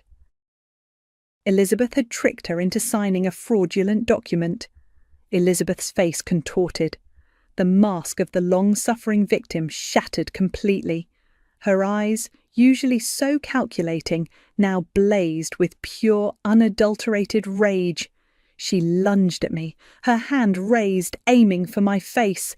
"You little bitch!" she shrieked, her voice raw with fury. "How dare you? How dare you come here and ruin everything?" Before her hand could connect, Scott grabbed her arm, pulling her back. But it was too late. The entire scene, Elizabeth's lunge, her contorted face, her furious shriek, was caught on multiple cell phones. Several family members, including Olive, had instinctively pulled out their phones and started recording the moment the confrontation began. The truth, raw and undeniable, was now out in the open, and it was going to be impossible for Elizabeth to spin this away. Elizabeth's lunge, her raw shriek of "you little bitch," was the final ugly act in her carefully constructed performance. Scott, 61, had pulled her back, but the damage was done. Multiple cell phones, instinctively raised by shocked family members, had captured the entire meltdown. The carefully curated image of the long-suffering matriarch, the victim of her ungrateful daughter, shattered into 1,000,000 pieces. Within hours, the video of Elizabeth's outburst, coupled with the packets of evidence I'd handed out, went viral within our extended family and local community groups. My cousin Olive, 29, who had recorded it from a perfect angle, shared it widely, adding her own commentary about Elizabeth's years of manipulation. The comments section exploded. People who had always defended Elizabeth, who had bought into her narrative, were now questioning everything. Aunt Harmony, 55, Elizabeth's sister, called me the next morning, her voice shaking. "Maureen, I don't know what to say. I saw the documents. Sophie called me crying. She said Elizabeth tricked her into signing that waiver. She thought it was for a community garden. My own sister. How could she?" Harmony had always been passive, loyal to family, but this was a betrayal too deep for her to ignore. She promised to cooperate fully, to tell her side of the story. Sophie Roberts, 27, my sceptical cousin who used to side with Elizabeth, also reached out. Her voice was raw with tears and anger. "I can't believe I fell for it. She made me feel so bad for you, Maureen, always saying you were so ungrateful, and all this time, she was using me." Sophie's unwitting complicity in the forged waiver had hit her hard. She felt violated, used. She, too, vowed to help in any way she could. This was exactly what I had hoped for. The truth, finally, was out. Elizabeth's reign of manipulation was crumbling. Meanwhile, Zachary Young, my attorney, was moving fast. Armed with the new witness testimonies from Yael Burns, Aunt Harmony and Sophie, along with the viral video, he officially filed a comprehensive fraud suit against Elizabeth Dunn and Scott Ford. The complaint detailed the fraudulent transfer, the conspiracy, the forged waiver, and the pre-deed wire transfers. It was a brutal, detailed account of their scheme. Within days, the court issued an order, a temporary asset freeze on Elizabeth's and Scott's known accounts and properties. This meant Elizabeth's newly acquired luxury beach condo, the one she'd so proudly announced was finally ours, was now in jeopardy. The irony was not lost on me. Zachary also brought up something else. "Maureen, remember we talked about Bella Ford, Scott's daughter, being the buying agent on the $1.2 million flip?" "Yes," I said. Olive was going to try and talk to her. "Well, we pulled her commission records for that sale," Zachary continued. "She received a commission of over $30,000. That's a significant amount. Given her father's involvement and the highly suspicious nature of the initial $7 sale, it's highly unlikely she was unaware of the scheme. As a licensed real estate agent, she would have a professional and legal obligation to report such irregularities. Her failure to do so, and her direct profit from the fraudulent flip, makes her complicit." My blood ran cold. Bella, 34, had seemed so innocent, just a successful real estate agent. But she was in on it. She had directly benefited from the fraud. "So, what does this mean?" I asked Zachary. "It means we can escalate the suit," he replied, his voice firm. "We can amend the complaint to include Bella Ford as a co-conspirator. This strengthens our case significantly, proving a wider network of fraud and making it harder for Elizabeth or Scott to claim they acted alone, or that Bella was just an innocent agent." "Do it," I said without hesitation. "Include her. She knew. She profited." The amended suit was filed, adding Bella Ford to the list of defendants. The news spread quickly, even reaching the local news outlets, though they didn't name names yet, only hinting at a high-profile family property dispute involving alleged fraud. The pressure on Elizabeth, Scott, and now Bella was immense. Elizabeth tried to call me. I let it go to voicemail. Her message was a mix of outrage and thinly veiled threats. "Maureen, you are going to regret this. You're ruining everything. This is a family matter, and you're making a spectacle." I smiled grimly. A spectacle was exactly what I wanted. She had made a spectacle of me for years, painting me as the villain. Now it was her turn. The asset freeze meant her dream condo was on hold, her ill-gotten gains locked down. The legal system was moving, slowly but surely, to dismantle her carefully constructed world. And with Bella now implicated, the web of deceit was unravelling for everyone to see. The fraud suit against Elizabeth Dunn, Scott Ford, and now Bella Ford moved swiftly through the courts. The viral video of Elizabeth's meltdown at Aunt Harmony's party, coupled with the detailed evidence Zachary Young had compiled, had created a public and legal firestorm. The asset freeze on Elizabeth's and Scott's accounts meant her dream condo was indefinitely on hold, a constant reminder of her unravelling scheme. I sat beside Zachary, 37, in the courtroom, feeling a strange mix of calm and anticipation. It had been weeks since the party, weeks of legal filings, depositions, and the slow, grinding machinery of justice. Elizabeth, 58, looked drawn, her usual polished facade replaced by a brittle anxiety. Scott, 61, looked grim, his slick confidence gone. Bella, 34, sat beside her father, pale and visibly nervous. The court hearings began. Zachary was methodical, presenting the evidence like a skilled surgeon. He started with the public records. The $7 sale, the immediate $1.2 million flip. Then came the forged waiver of ownership with my falsified digital signature. The forensic expert testified, confirming the forgery and tracing its origin to a device near Elizabeth's home. Next, the call recordings from my old phone back up. Elizabeth's voice, clear and chilling, discussing how to skirt legal loopholes and whether I, Maureen, had any claim if it's not technically sold to a third party but just transferred. The judge listened intently, his expression unreadable. Then came the testimonies. Yael Burns, 45, the real estate agent, took the stand. She calmly presented her meticulous records, detailing how Scott Ford received $115 million in wire payments before the $7 deed transfer from Elizabeth even took place. Her testimony was devastating, proving a premeditated conspiracy. Aunt Harmony, 55, testified next, her voice shaky but firm. She recounted Elizabeth's years of financial manoeuvring and her shock at seeing the evidence of the fraud. Then Sophie Roberts, 27, tearfully explained how Elizabeth had tricked her into signing the forged waiver, believing it was for a community garden petition.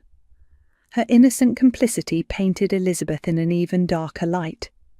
Elizabeth's lawyer tried to discredit me, painting me as a bitter, estranged daughter seeking revenge.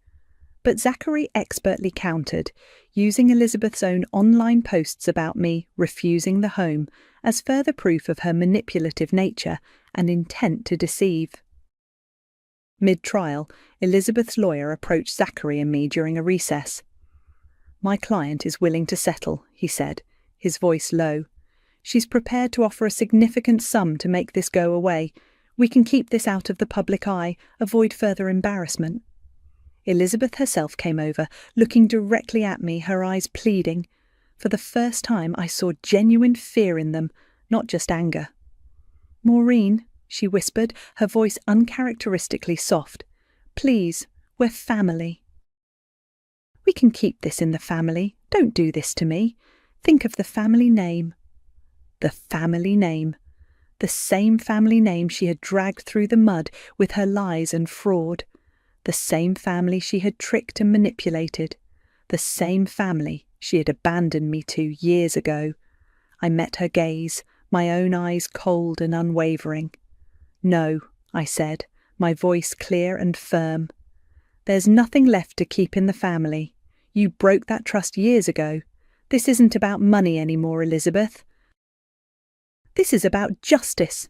Her face crumpled, the last vestiges of her charming facade shattered. She looked utterly defeated, exposed. It was the first time I had ever seen her truly vulnerable, truly broken. Not angry, not manipulative, just a woman who had lost control. The trial resumed. The defence presented a weak case, attempting to paint the $7 transfer as a legitimate gift, and the subsequent flip as Scott's independent business venture. But the evidence was overwhelming.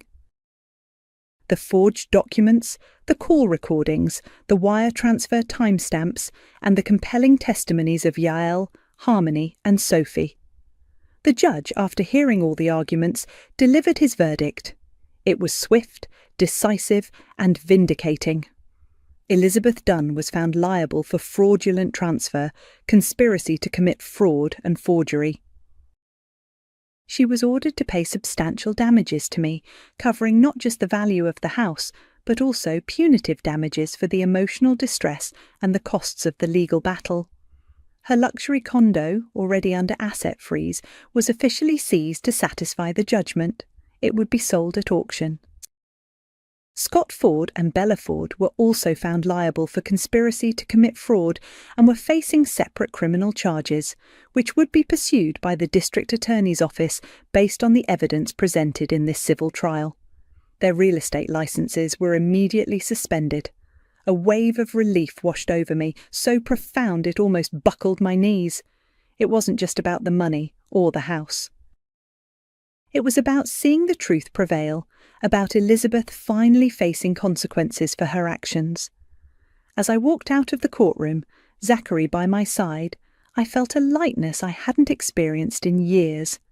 The weight of her manipulation, the constant need to justify myself, was gone. Later that week, Zachary called me. "The condo is going up for auction next month," he said. "It's part of the assets seized to satisfy the judgment. You have the right to bid, of course, but it will be a public auction." A thought, a mischievous, deeply satisfying thought sparked in my mind. Elizabeth's dream condo, the one she'd proudly declared was finally ours. "I'll be there," I told Zachary, "and I'm going to bid on it." Weeks later, the auction for Elizabeth's seized condo took place. I attended anonymously, bidding through an agent. The bidding was fierce, but I held my ground. When the hammer finally fell, I closed my hand around a small, cold metal object. A key. The winning bid was mine. Elizabeth's new chapter was now my new chapter. The key felt surprisingly heavy in my palm. It wasn't just a piece of metal. It was the culmination of years of quiet suffering, months of relentless pursuit, and the final, undeniable proof that I had reclaimed what was mine.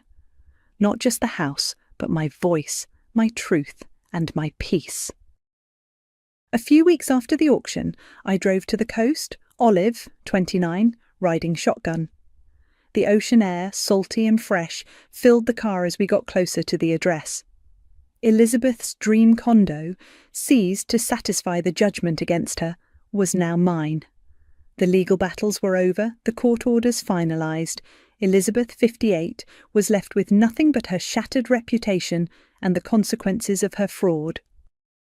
Scott, 61, and Bella, 34, were facing their own legal battles, their real estate licenses suspended, their names tarnished. We pulled up to the building, a sleek modern structure overlooking the vast expanse of the Atlantic. My heart beat a steady rhythm, not of anger, but of quiet triumph. I unlocked the heavy front door, the click echoing in the silence. The condo was empty, stripped bare, no furniture, no personal touches. Just white walls, gleaming floors, and the breathtaking view of the ocean from the expansive balcony. It was a blank canvas, devoid of Elizabeth's toxic energy. "Wow," Olive breathed, stepping onto the balcony. "It's incredible." I walked through the rooms, a small smile playing on my lips. This wasn't the childhood home, but it was a symbol, a tangible representation of justice served. I envisioned it filled with blues and whites, echoing the ocean outside. A calm, peaceful space. Over the next few days, I did just that. I bought new furniture, simple and clean. I painted the walls soft blues, hung sheer white curtains that billowed in the sea breeze. I placed a small scented candle on the windowsill overlooking the ocean, its gentle flame flickering, a beacon of new beginnings. As I watched the sunset paint the sky in fiery hues, I reflected on the journey. It wasn't about revenge. Not until she made it personal, until she tried to erase me, to profit from my past, and then lie about it to everyone. But then it became justice. It became about reclaiming my narrative, about showing the family and myself that her manipulation didn't define me. The consequences for Elizabeth were far-reaching. Sophie Roberts, 27, who had unknowingly signed the forged waiver, had completely cut ties. Her family, once staunch defenders of Elizabeth, had ostracised her, disgusted by her actions and her willingness to trick even her own relatives. Aunt Harmony, 55, while still my mother's sister, maintained a strict distance, her loyalty to Elizabeth irrevocably broken. The family, once so easily swayed by Elizabeth's victim narrative, now saw her for what she was. Bella Ford, 34, had tried to reach out a few times, sending texts and emails, attempting to apologise, to explain her involvement. I blocked her. There was nothing to explain. She was a real estate agent who knew the law, and she chose to profit from fraud. Her actions, like her father's, were a choice. My own life across the country felt lighter, freer. The constant hum of Elizabeth's potential manipulations, the low-level anxiety she'd instilled in me, had finally dissipated. I could breathe, I could build, let her find her own shelter this time. I've reclaimed mine.